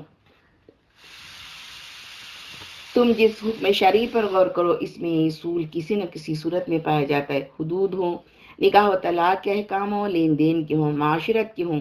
اتنی چھوٹی چھوٹی چیزوں تک میں یہی ہدایت دی گئی ہے کہ کسی مسلمان کی کوئی چیز مذاق میں بھی نہ چھپاؤ، اس کی طرف کسی ہتھیار سے اشارہ بھی نہ کرو، وہ اٹھ کر جائے تو اس کی جگہ نہ بیٹھو، اس کے سر کو پھلانگتے ہوئے آگے نہ جاؤ، گھر میں نہ جھانکو، تجسس نہ کرو، اس کا قید بغیر اجازت نہ پڑھو، نہ اشاعہ کرو، رات کو اٹھو تو اس طرح کہ کسی کی نیند میں خلل نہ پڑے۔ غرض میں کہاں تک گنواؤں، بس اس کو ایک ترازو اور ایک چراغ بنا لو کہ کسی کو اپنے کسی قول یا عمل سے ایذا نہیں پہنچانا۔ دوسروں کے ساتھ جو معاملہ پیش آئے وہی اسی کی روشنی میں اپنا عمل رکھو، اسی کی میزان میں تولو۔ خصوصاً جو بات تم کہتے ہو، جو لفظ تم بولتے ہو، ان میں تو بہت بے احتیاطی ہوتی ہے، ایسی ہر بات کہنے سے بھی اجتناب کرو اور ایسے عمل سے بھی، الا ایک شریعت کے ہی کسی اہم اصول پر عمل کرتے ہوئے کسی کو ایذا پہنچ جائے اور اس سے مفر کی کوئی صورت نہ ہو، پھر بھی استغفار ضرور کرو۔ الخلق عیال اللہ، اس کا دائرہ مسلمانوں تک محدود نہیں، مسلمان بھائی کے لیے صرف خصوصی تاکید ہے، الخلق عیال اللہ، ساری مخلوق اللہ کا خاندان ہے، اور جو ان کے حق میں جتنا اچھا ہو اتنا ہی اللہ کو زیادہ محبوب ہے۔ یہاں تک کہ اس مخلوق میں جانور بھی شامل ہیں۔ اونٹ کو بھوکا رکھنا، اس پر برداشت سے زیادہ بوجھ ڈالنا، اس کو آرام نہ دینا، ایک جانور کے سامنے دوسرے جانور کو ذبح کرنا، کند چھری سے کرنا، چڑیا سے اس کے بچے چھین لینا، چیونٹیوں کو آگ میں جلانا، ان سب چیزوں سے منع کیا گیا ہے۔ جب جانوروں کا یہ معاملہ ہے تو گناہگار مسلمان ہوں یا غیر مسلم، ان کے کیا حقوق ہے، تم خود سوچ سکتے ہو۔ 22 ایذا رسانی سے احتراز۔ ایذا سے کسی کی جان، مال یا عزت کو نقصان پہنچتا ہو تو پھر یہ بالکل حرام ہے، اسی طرح حرام ہے جس طرح سور، شراب یا سود حرام ہے۔ روزہ میں کھانے پینے سے رک جانے کا حکم ہے۔ طعام، مال کو باطل طریقے سے کھانا ہر حالت میں حرام کیا گیا ہے۔ کھانے پینے کی 4 چیزوں کی حرمت بیان ہوئی ہے۔ طعام احکام الہی کے کتمان اور خلاف ورزی کتمان کی زیادہ بری شکل ہے، کو پیٹ میں آگ بھرنے کے مترادف قرار دیا گیا ہے۔ حرام اشیاء طعام کے کھانے کے لیے تو اضطرار کی گنجائش ہے، کتمان میں کوئی اضطرار نہیں۔ ناجائز مال کھانے میں، غیبت میں، تہمت میں، سب و شتم میں اضطرار کی عذر کی کوئی گنجائش نہیں۔ اس کی سزا صرف آگ ہی نہیں بلکہ اس سے شدید یہ ہے کہ اللہ ان سے نہ بات کرے گا نہ ان کا تزکیہ کرے گا۔ یہ حقوق کا معاملہ ہے، اس سے معافی نہیں الا کہ جس کی حق تلفی ہوئی وہی معاف کرے یا اللہ اس سے معافی دلوانے کی سبیل پیدا کرے۔ بس اپنے آپ کو بچاؤ، اپنے آپ کو بچاؤ، اور کچھ ہو جائے تو یہیں معاف کرا لو، ورنہ قیامت کے دن مفلس اور کنگال رہ جاؤ گے۔ 23 زبان کی حفاظت۔ سب سے بڑھ کر اپنی زبان کی حفاظت کرو، بس زبان کے ذریعے سر کے بل جہنم میں گرنے سے بچنے کی تو میں نے ایک ہی راہ پائی ہے، وہ یہ کہ دوسروں کے بارے میں اپنی زبان بند رکھو، الا کہ کوئی بھلی بات کہہ رہے ہو۔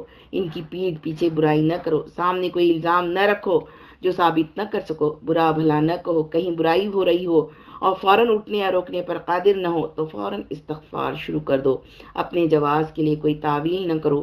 دوسروں میں میاں بیوی بھی شامل ہیں، والدین اور اولاد بھی، ساس سسر اور بہو داماد بھی، بھائی بہن بھی، نوکر ملازم بھی، پڑوسی بھی، گھر کے پڑوسی بھی، اور چند لمحات کے لیے صاحب بالجنب پڑوسی بھی، سفر میں ہمراہ مسافر بھی۔ اس سے رشتہ ہونے کی وجہ سے گناہ کا جواز پیدا نہیں ہوتا اور وہ اور سخت ہو جاتا ہے۔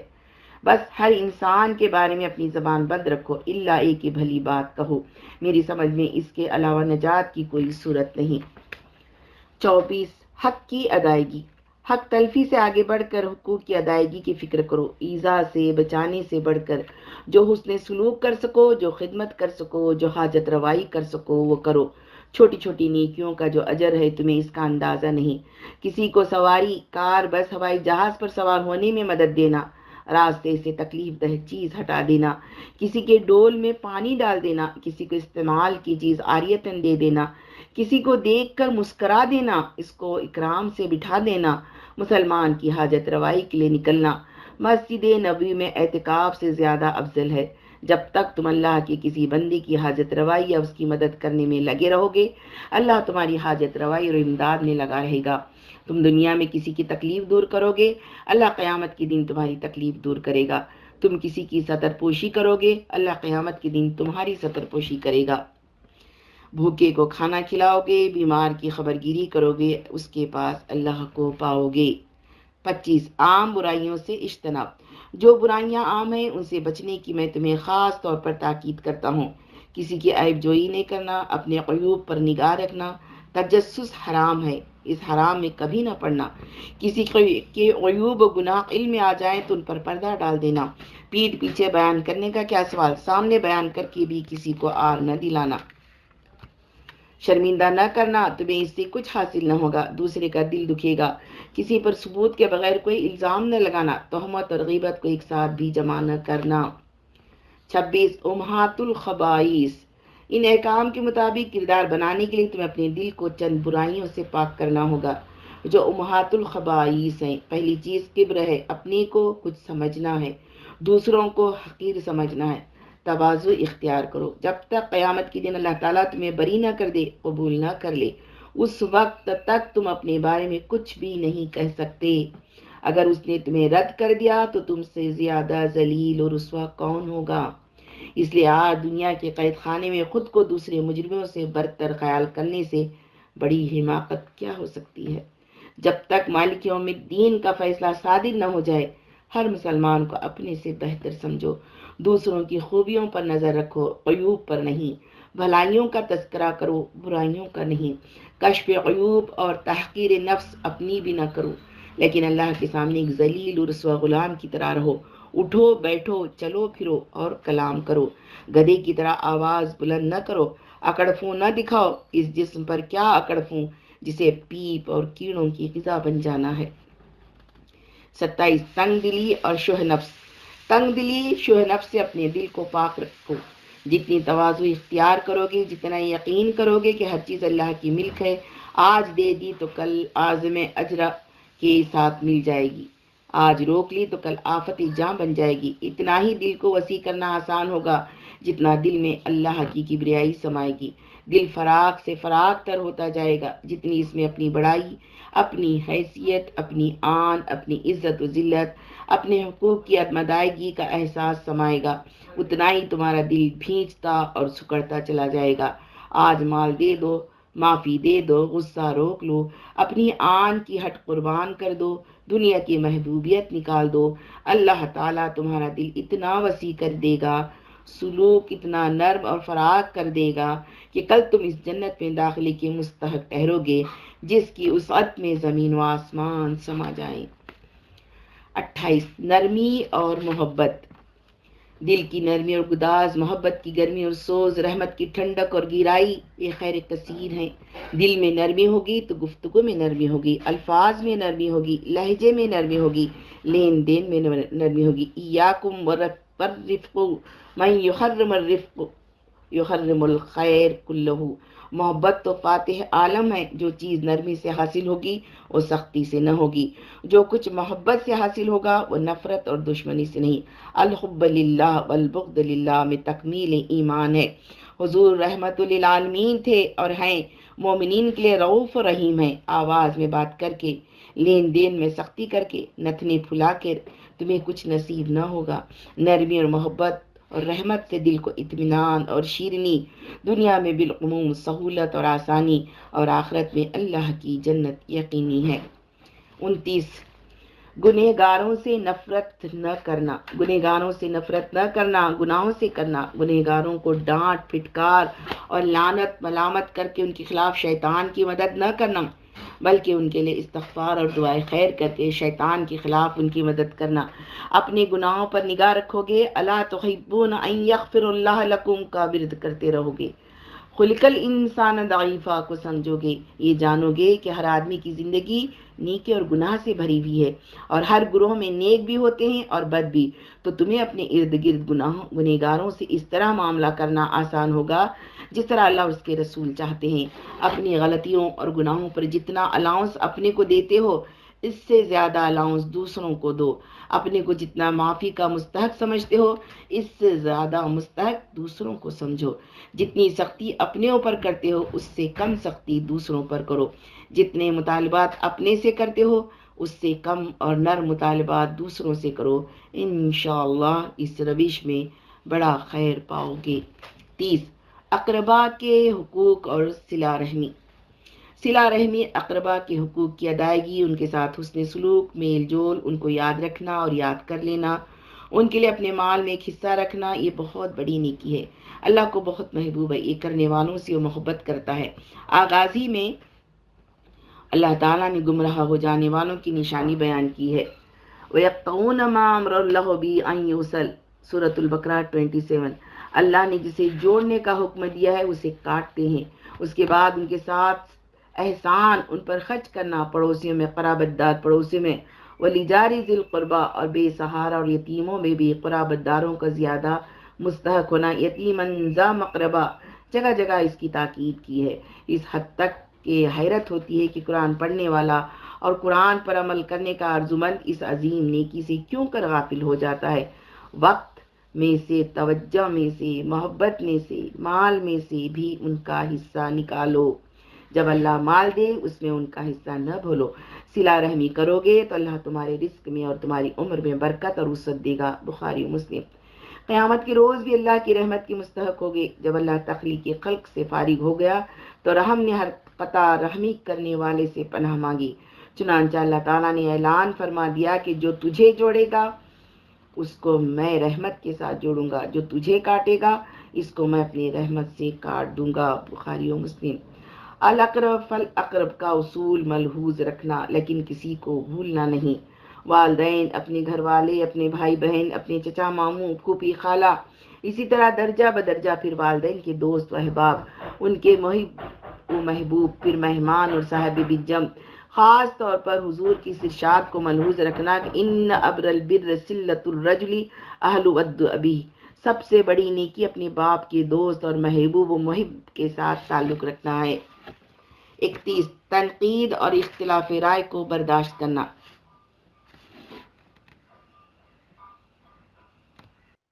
31 تنقید اور اختلاف رائے کو برداشت کرنا۔ اختلاف کو برداشت کرنا، اختلاف رائے اور تنقید سے تعلق میں فرق نہ آنے دینا، تنقید کو حلم و تحمل اور فراغ دلی و عالی حوصلگی کے ساتھ سننا، اچھی بات کو قبول کرنا، غلط بات کو نظر انداز کر دینا، اپنی غلطی کی ذمہ داری قبول کرنے میں کسی بزدلی کا شکار نہ ہونا، نہ کسی غلطی کے اعتراف میں بخل برتنا، نہ کسی پر تنقید و تعریض کرنے میں فیاض بننا، نہ کسی کی تعریف کرنے میں کنجوسی برتنا۔ کوئی منہ پر برا بھلا کہے تو خود کو ہی برا بھلا کہہ رہا ہے، تم کیوں غصہ کرو؟ کوئی پیٹھ پیچھے برا بھلا کہے تو تمہارا کیا بگڑتا ہے؟ تم جواب نہ دو گے تو فرشتے تمہاری طرف سے جواب دیں گے۔ تم غصہ، انتقام، ذلت و عزت کے چکر میں پھنس جاؤ گے تو اور 10 گناہوں میں مبتلا ہوگے۔ خاموش رہو گے تو فرشتوں کی نصرت کے علاوہ برا بھلا کہنے والوں کی نیکیاں بھی تمہیں ملیں گی۔ تمہیں تو امام ابو حنیفہ کی طرح اسے ہدایہ بھیجنا چاہیے، کجا کہ تم غصے اور انتقام کی آگ میں خود کو جلانا شروع کر دو۔ معترضین کا جواب دینے کے چکر میں بھی نہ پڑنا، خصوصاً برسر عام۔ ہر معترض کی بات پر ٹھنڈے دل سے غور کر لینا، وہ کوئی صحیح بات کہیں تو اپنی اصلاح کر لینا، اگر غلط لکھا ہے تو درگزر کر دینا۔ درگزر کرنے سے تمہارا کچھ نہیں بگڑے گا، عزت میں کوئی کمی نہ آئے گی، تلخی نہ بڑھے گی، دل جیتنے کی شیرینی حصے میں آ سکتی ہے۔ لوگوں کے ساتھ اعتراض اور جواب اعتراض میں الجھنے سے زیادہ فضول اور کوئی کام نہیں۔ یہ نہ کرو گے تو وقت بچے گا، وہی وقت خیر اور اجر کے حصول میں لگا دینا۔ خاندان میں، گھر میں، احباب میں، پڑوس میں، کاروبار میں، دینی جماعتی زندگی میں، ہر جگہ ان اصولوں پر عمل کرو گے تو اطمینان اور سکون کی حلاوت پاؤ گے، نہیں کرو گے تو سوزش و الم میں مبتلا ہوگے۔ مخالفین کی اظہار ثانیوں کو معاف کر دینے سے زیادہ لذیذ کوئی مشغلہ نہیں، اور جب ہر کام اللہ کے لیے کرنا شروع کر دو گے تو تمہیں پتہ چلے گا کہ یہ تو بہت بڑا آسان کام ہے۔ 32 حقیقی نصب العین۔ اس دنیاوی زندگی میں ہمیشہ اپنی نظریں اللہ کے دین کی دعوت و اقامت کے نصب العین پر جمائے رکھنا، اسی کو آخر دم تک اپنا ہدف و مقصود رکھنا، کسی دوسرے مقصد کو اس مقصد پر اور کسی دوسری دلچسپی کو اس دلچسپی پر غالب نہ آنے دینا، خصوصاً دنیا کو۔ ایک آدمی بھی تمہاری وجہ سے ایک نیک کام کرنے لگے، اس سے بڑا صدقہ جاریہ اور کوئی نہیں ہو سکتا، اور اگر وہ خود ہی نہ کرے بلکہ اس کا داعی بھی بن جائے اور دوسروں کو بھی اس کام سے لگائے تو پھر اس ثواب جاریہ میں کئی گنا اضافہ ہو جائے گا۔ یہ نیک کام اگر دعوت کا کام ہو، اقامت دین کی جد و جہد کا کام ہو، اعلاء کلمت اللہ کا کام ہو، اجرائے حدود الہی اور احیاء سنون نبوی کا کام ہو تو پھر اس اضعاف مضاعفہ والا حال ہوگا، اور اس کے علاوہ لدینا مزید کی بشارت بھی پوری ہوگی۔ کسی نیکی کو حقیر نہ جانو، نہ کسی برائی کو کم سمجھو، اعمال کے مدارس سمجھو اور ان کے مطابق کام کرو۔ نوافل کی کوئی مقدار بھی ایک فرض کے برابر نہیں ہو سکتی، سارے فرائض ادا کرنا ضروری سمجھنا، ان میں چوٹی کا فرض جہاد فی سبیل اللہ کا فرض ہے۔ شیطان کی فریب میں نہ آنا کہ بڑے بڑے منافع کو چھوڑ کر کم منافع میں مشغول ہو جاؤ، اس فریب میں بھی نہ آنا کہ ذرائع میں اس طرح پھنس جاؤ کہ مقصود گم ہو جائے۔ یہ اسی لیے کر رہے ہیں کہ اصل مقصد کے لیے بہتر کام کر سکے، اور اس کا وقت پھر کبھی نہیں آتا۔ اس فریب میں بھی نہ آنا کہ پہلے اپنی اصلاح کر لیں پھر یہ کام کریں گے، پہلے علم حاصل کریں، پہلے قول و فعل کی دورنگی دور کر لیں پھر کریں گے۔ یاد رکھو ایسا وقت کبھی نہ آئے گا۔ اس فریب میں بھی نہ آنا کہ اچھا کل سے کریں گے، ذرا اس کام سے فارغ ہو لیں پھر کریں گے، اس کی نوبت بھی کبھی نہ آئے گی۔ مایوسی کے کینسر سے اپنے آپ کو بچانا آج کل کے حالات میں یہ سب سے عام مرض ہے۔ دنیا میں آگے بڑھنے کے لیے بہترین تدابیر اختیار کرنا تمہاری عقل پر اللہ تعالیٰ کا حق ہے۔ پسپائی ہو، ہزیمت ہو، لوگ نہ مانیں، نہ ساتھ دیں تو اس کے اسباب کا کھوج لگانا اور ان کا علاج کرنا بھی دینی ذمہ داری ہے۔ زیادہ سے زیادہ لوگ آئیں، جلد سے جلد آئیں، جلد سے جلد کامیابی ہو، دین غالب ہو، یہ آرزویں عین مطلوب ہے، لیکن بحیثیت ایک فرد کے تو تمہاری آرزو صرف ایک ہونا چاہیے، وہ یہ کہ تم کوشش کا حق ادا کر دو اور جنت کے مستحق ٹھہرو۔ تمہیں اس کے علاوہ اور کچھ مطلوب نہ ہونا چاہیے۔ راہ خدا میں جد و جہد کے ساتھ ساتھ اپنے دل کو شہادت کی آرزو سے بھی آباد و شاداب رکھنا۔ جب تک اللہ تعالیٰ سر نثار کر کے شہادت دینے کی منزل اور توفیق سے سرفراز نہ کرے، اس وقت تک مال سے، عمل سے، دعوت سے، تقریر سے، تحریر سے شہادت میں کوتاہی نہ کرنا، اس شہادت میں اپنا حصہ نہ کھونا۔ 33 جماعتی زندگی۔ راہ خدا میں جد و جہد کے لیے جماعتی زندگی ناگزیر ہے، اپنی اصلاح و تربیت کے لیے بھی اور راہ خدا میں اپنی استقامت کے لیے بھی۔ جماعتی زندگی کا دامن کبھی ہاتھ سے نہ چھوڑنا، نہ جماعتی زندگی کے اصول و آداب کا، جن سے نہ صرف جماعت مضبوط ہوتی ہے، تم بھی جماعت سے بہت کچھ حاصل کرو گے۔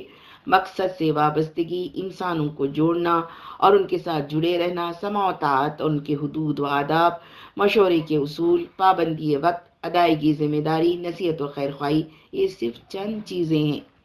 جماعتی زندگی میں ایسے مراحل بھی آتے ہیں کہ مایوسی کی کیفیت ہوتی ہے۔ اگر کبھی ایسا ہو تو جماعت کا دامن نہ چھوڑنا۔ اللہ نے وقت دیا اور لکھنے کی توفیق ملی تو میں اپنی کہانی، اپنی بڑائی لکھ کر جاؤں گا۔ اس سے تمہیں معلوم ہوگا کہ 1970 کے بعد اختلاف، مایوسی اور اس میں روز افزوں اضافے کے باوجود میں نے کس طرح وفاداری اور استقامت کے ساتھ عہد وفا کو وفا کرنے کے تقاضے نبھائے۔ بعض تو اختلاف اور مایوسی کی پہلی آنچ میں پگھل گئے۔ 34 حکمت کی دولت۔ اپنی زندگی میں اقامت دین کرتے ہوئے یا دوسروں کی زندگی اور معاشرے میں فریضہ ادا کرتے ہوئے حکمت کی دولت سے کبھی لاپرواہی نہ برتنا۔ اس ضمن میں حکمت دین کے موضوع پر میں اپنی تقریر اور اکتوبر تا دسمبر 1996 کے ترجمان القرآن کی اشارات خاص طور پر پڑھنے کی تاکید کروں گا۔ اس حکمت میں تیسیر و تدریج کا اصول، تعمق و تشدد سے اجتناب دونوں کی پابندی بہت اہم ہے۔ جزئی و فروعی مسائل میں داروگیر و بحث و مباحثے سے اجتناب کرنا، عامۃ الناس سے غیر ضروری کشمکش اور ناراضی ہرگز مول نہ لینا، ان کی مختلف آراء یا غلطیوں کی بھی اچھی تعویل کرنا، ان کی راہ سے نہ ہٹنا الا ایک معصیت الہی صادر ہو رہی ہو۔ حرام حلال کا لفظ استعمال کرنے میں شدید احتیاط برتنا، بلکہ حد الوسع اجتناب ہی کرنا کہ سلف کا طریقہ یہی تھا۔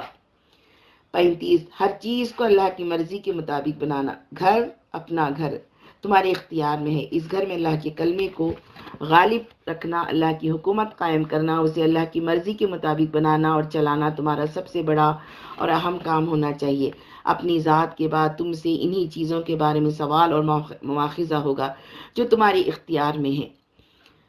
ان میں سب سے اہم تمہارا گھر ہے۔ گھر کی اصلاح تمہاری ذات کی اصلاح پر منحصر ہے اور تمہاری ذاتی اصلاح گھر کی اصلاح پر۔ گھر اللہ کی مرضی کے مطابق چلے گا تو تمہیں اطمینان و سکون کی بیش بہا دولت نصیب ہوگی۔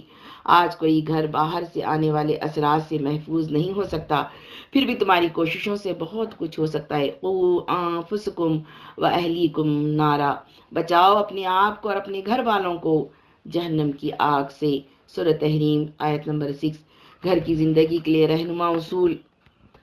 گھر چلانے اور گھر میں باہمی تعلقات میں یہی روح جاری اور ساری اور کار فرما ہو۔ گھر کا ساز و سامان ہو، گھر کا کھانا پینا ہو، بچوں کی تعلیم ہو، ان کی تربیت ہو، ان کے شوق ہو، ان کا مستقبل ہو، میاں بیوی کا تعلق ہو، بچوں کے ساتھ برتاؤ ہو، ملازموں کے ساتھ سلوک ہو، یہی پیش نظر رکھنا کہ کوئی بات ایسی نہ ہو جو اللہ کی آگ کا مستحق بنائے۔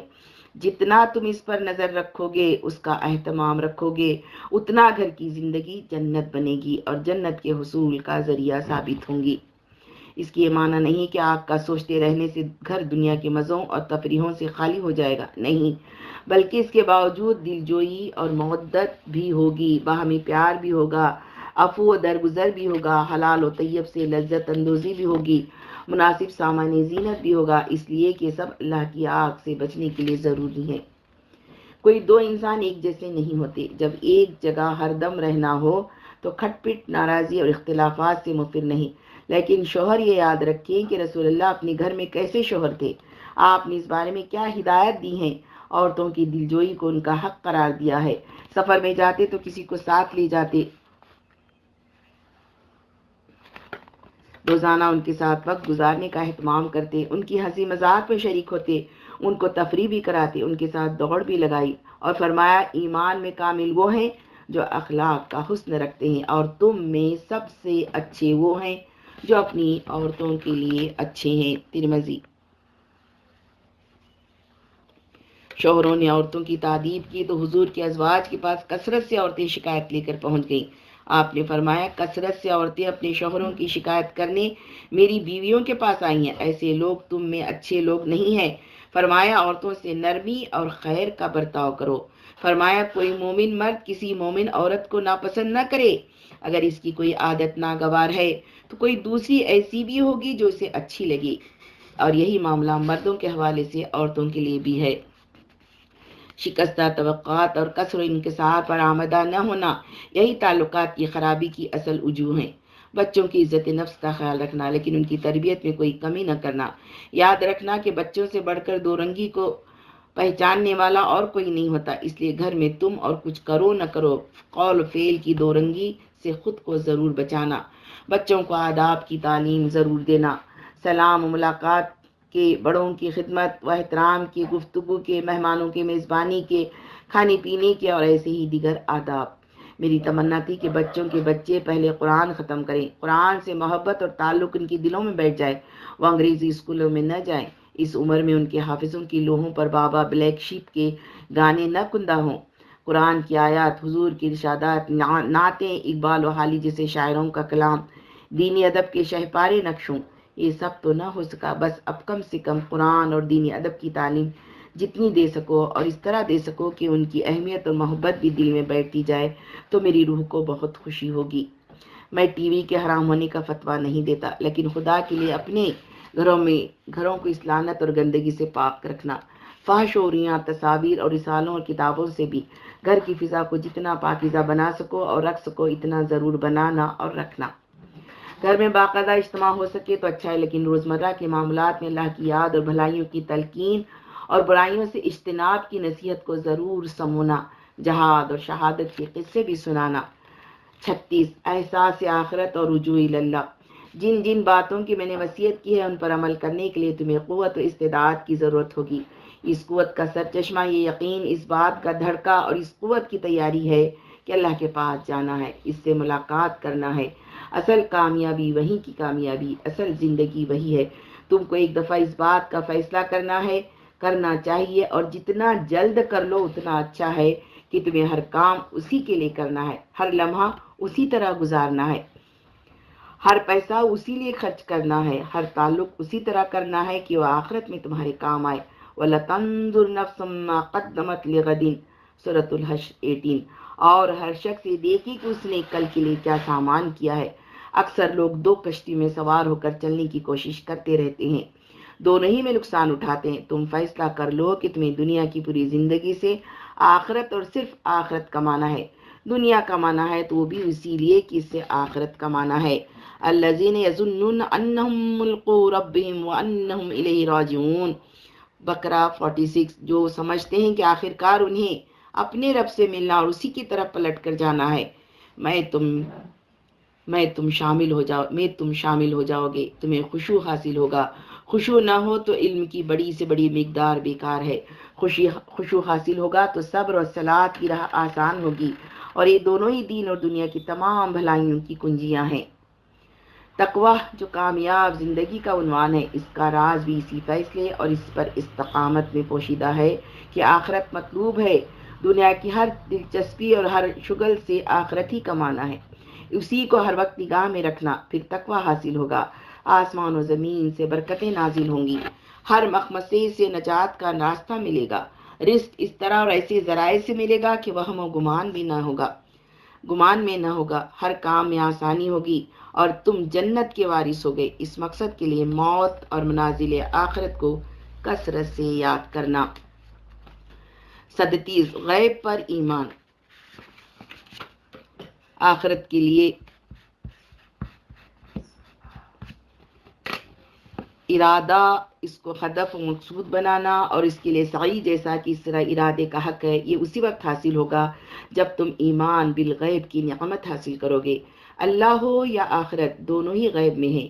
وہ حقیقتیں جو حواس کی گرفت سے باہر ہے، بصارت و بصیرت سے پوشیدہ ہیں، ان پر ایمان و یقین سے ہی تمہارا ارادے آخرت اور اس کی کوشش میں استحکام و قوت حاصل ہوگی۔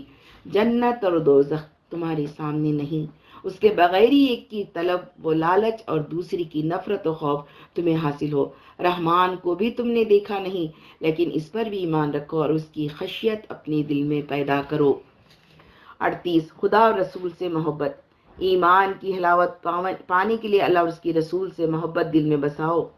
ان سے محبت ہوگی تو ایمان رگ رگ میں اتر جائے گا، دل کی گہرائیوں میں جگہ بنائے گا۔ اللہ تعالیٰ نے فرمایا والذین آمنوا اشد حبا للہ، سورۃ البقرہ 165۔ اور وہ لوگ جو ایمان لائے ہیں سب سے بڑھ کر اللہ کو محبوب رکھتے ہیں۔ اللہ کے رسول نے فرمایا ہے تم حقیقی معنوں میں پوری طرح مومن نہیں ہو سکتے جب تک کہ میں تمہیں دنیا کی ہر چیز سے بڑھ کر محبوب نہ ہو جاؤں۔ اس محبت کی معرفت کوئی مشکل کام نہیں، تم میں سے ہر ایک محبت کے مزے سے آشنا ہے، اس سے قرب کے لیے بےتابی، اس کا نام لینے میں لذت، اس کے ذکر اور بار بار ذکر کی خواہش، اس کی محبت کی جستجو، اس کی ناراضی کا خوف۔ بس یہ دیکھتے رہو کہ کتنا حاصل ہے، دل میں جھانک کر دیکھو کہ وہاں اللہ کا کیا مقام ہے، بس وہی مقام تمہارا اللہ کے ہاں ہوگا۔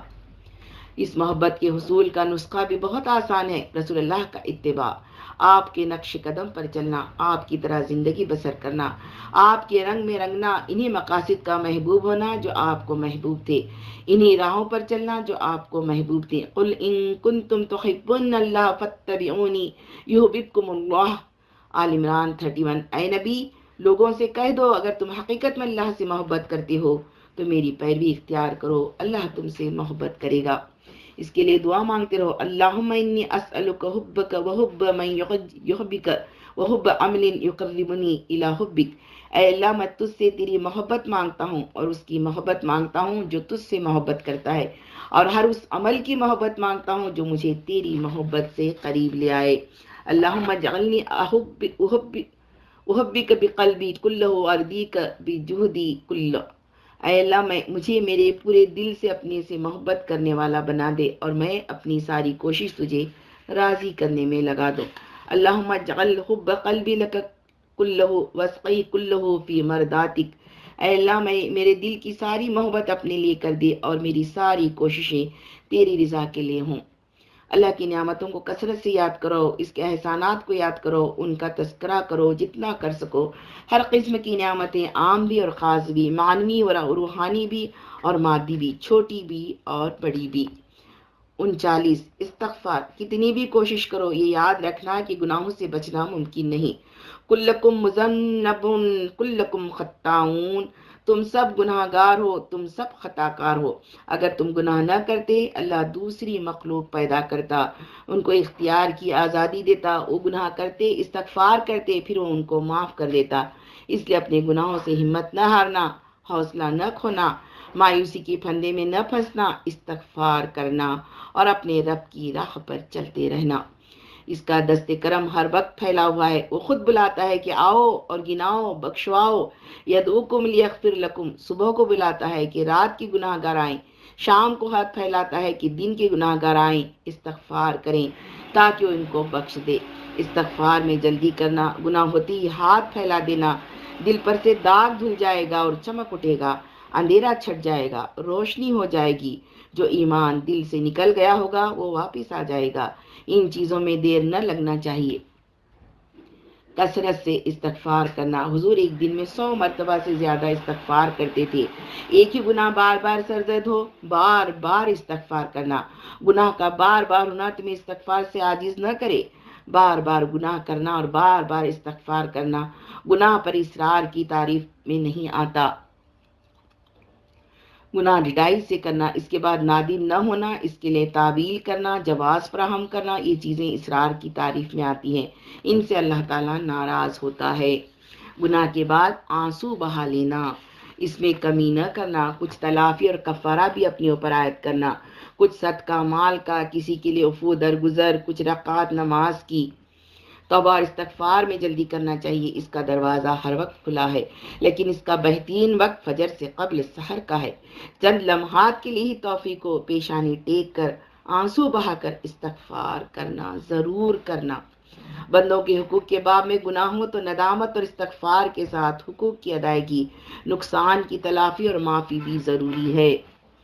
استغفار سے نہ صرف اس مغفرت کا دروازہ کھلے گا جو جنت میں داخلے کے لیے ضروری ہے، وَسَارِعُوا إِلَىٰ مَغْفِرَةٍ مِّن رَّبِّكُمْ وَجَنَّةٍ عَرْضُهَا السَّمَاوَاتِ وَالْأَرْضُ، آل عمران 133۔ دوڑ کر چلو اس راہ پر جو تمہارے رب کی بخشش اور اس کی جنت کی طرف جاتی ہے، جس کی وسعت زمین اور آسمانوں جیسی ہے، بلکہ دنیاوی خوشحالی، مسائل کا حل اور تنگی میں فراخی نصیب ہوگی۔ 40 عمل کا فیصلہ۔ آخری بات یہ کہوں گا کہ جو کچھ اللہ کی رحمت ملے گی، مغفرت ملے گی، نعمت ملے گی، ابدی راحت ملے گی، رب کی خوشنودی ملے گی، وہ تمہاری اپنی کوشش سے ملے گی، اپنی محنت سے ملے گی، کچھ کرنے سے ملے گی۔ جو انعام ہے وہ محنت کا، عمل کا، سعی کا ہے۔ فلا تعلم نفس ما اخفی لهم من قرۃ اعین جزاء بما كانوا يعملون، السجدہ 17۔ پھر جیسا کچھ آنکھوں کی ٹھنڈک کا سامان ان کے اعمال کی جزا میں ان کے لیے چھپا رکھا گیا ہے، اس کی کسی متنفس کو خبر نہیں ہے۔ وَأَن لَيْسَ لِلْإِنسَانِ إِلَّا مَا سَعَىٰ، سورۃ النجم 39۔ اور ایک انسان کے لیے کچھ نہیں ہے مگر وہ جس کی اس نے سعی کی ہے۔ وَأَنَّ سَعْيَهُ سَوْفَ يُرَىٰ ثُمَّ يُجْزَاهُ الْجَزَاءَ الْأَوْفَىٰ، نجم 41۔ پھر اس کی پوری جزا اسے دی جائے گی۔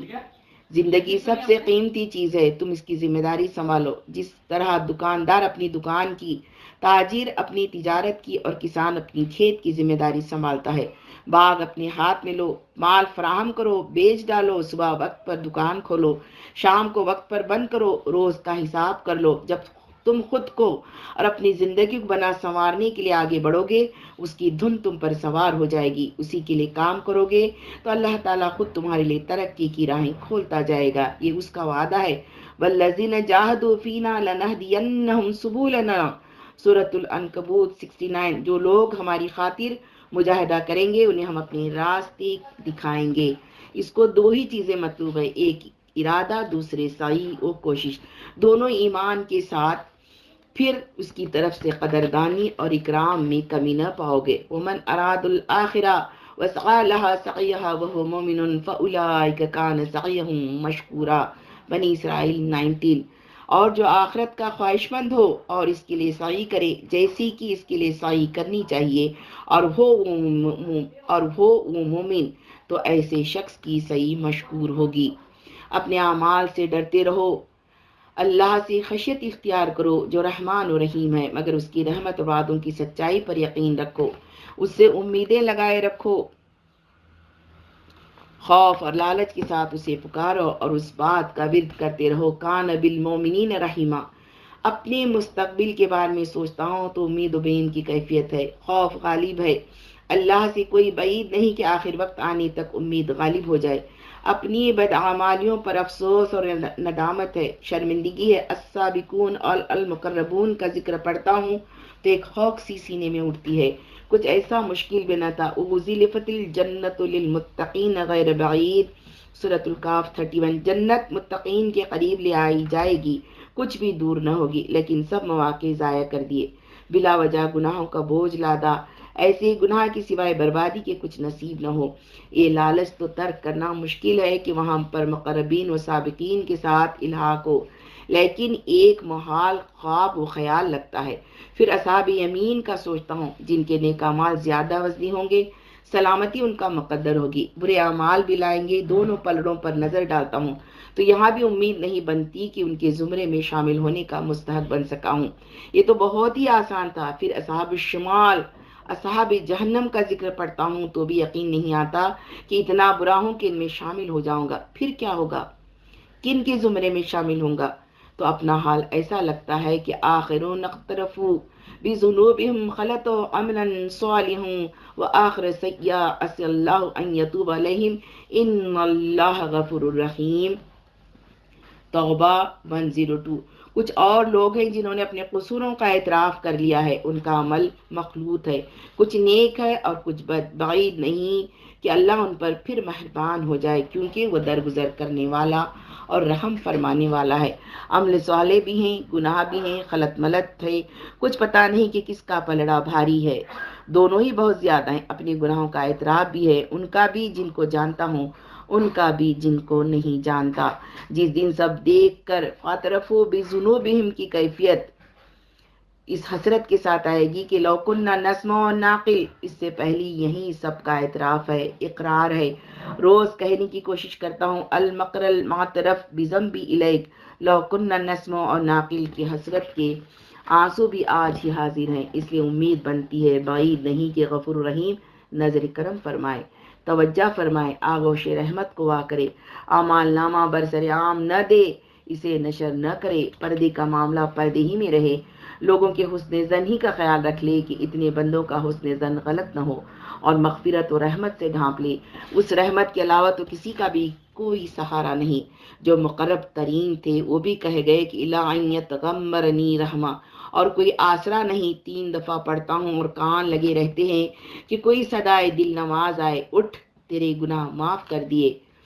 ان مغفرتک اوسع من ذنوبی، رحمتک ارجا عندی من عملی، بے شک تیری مغفرت میرے گناہوں سے زیادہ وسیع ہے اور مجھے تیری رحمت کا آسرا ہے، نہ کہ اپنے عمل کا۔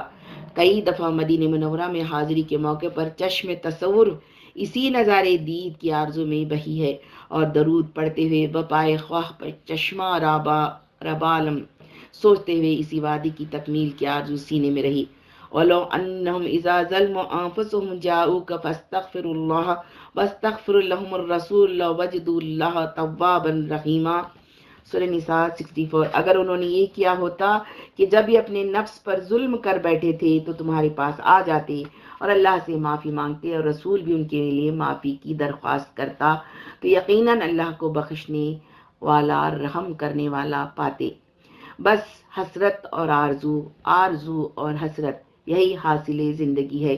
ان مراحل میں تم سب کا عمل ان خیر کی باتوں پر جو میں نے یہاں جمع کر دی ہیں یا جو کبھی بیان کی ہیں، لکھی ہیں، میرے لیے سب سے قیمتی ہدیہ ہوگا، میری سب سے بڑی خدمت ہوگی، میرے ساتھ سب سے بڑا تعلق ہوگا، اور اس کے لیے میں تمہارا سب سے بڑھ کر احسان مند ہوں گا۔ اصیبکم بتقوی اللہ کما قال اللہ تعالی وَلَقَدْ وَصَّيْنَا الَّذِينَ أُوتُوا الْكِتَابَ مِن قَبْلِكُمْ وَإِيَّاكُمْ أَن اتقوا اللہ۔ سورہ نساء 13۔ اتقوا اللہ حق تقاتہ ولا تموتن الا وانتم مسلمون۔ آل عمران 102۔ استودع اللہ دینکم وخواتیمکم اعمالکم۔ میں تمہیں اللہ سے تقوی کی نصیحت کرتا ہوں، جیسا کہ اللہ تعالیٰ نے فرمایا تم سے پہلے جن کو کتاب دی تھی انہیں بھی یہی ہدایت کی تھی، اور اب تم کو بھی یہی ہدایت کرتے ہیں کہ اللہ سے تقوی اختیار کرو، اللہ سے جیسا ڈرو جیسا کہ اس سے ڈرنے کا حق ہے۔ تم کو موت نہ آئے مگر اس حال میں کہ تم مسلم ہو۔ میں تمہارا دین اور تمہارے اعمال کے انجام اللہ کے سپرد کرتا ہوں۔ وما علینا الا البلاغ المبین۔ وآخر دعوانا ان الحمد للہ رب العالمین۔ السلام علیکم ورحمۃ اللہ وبرکاتہ۔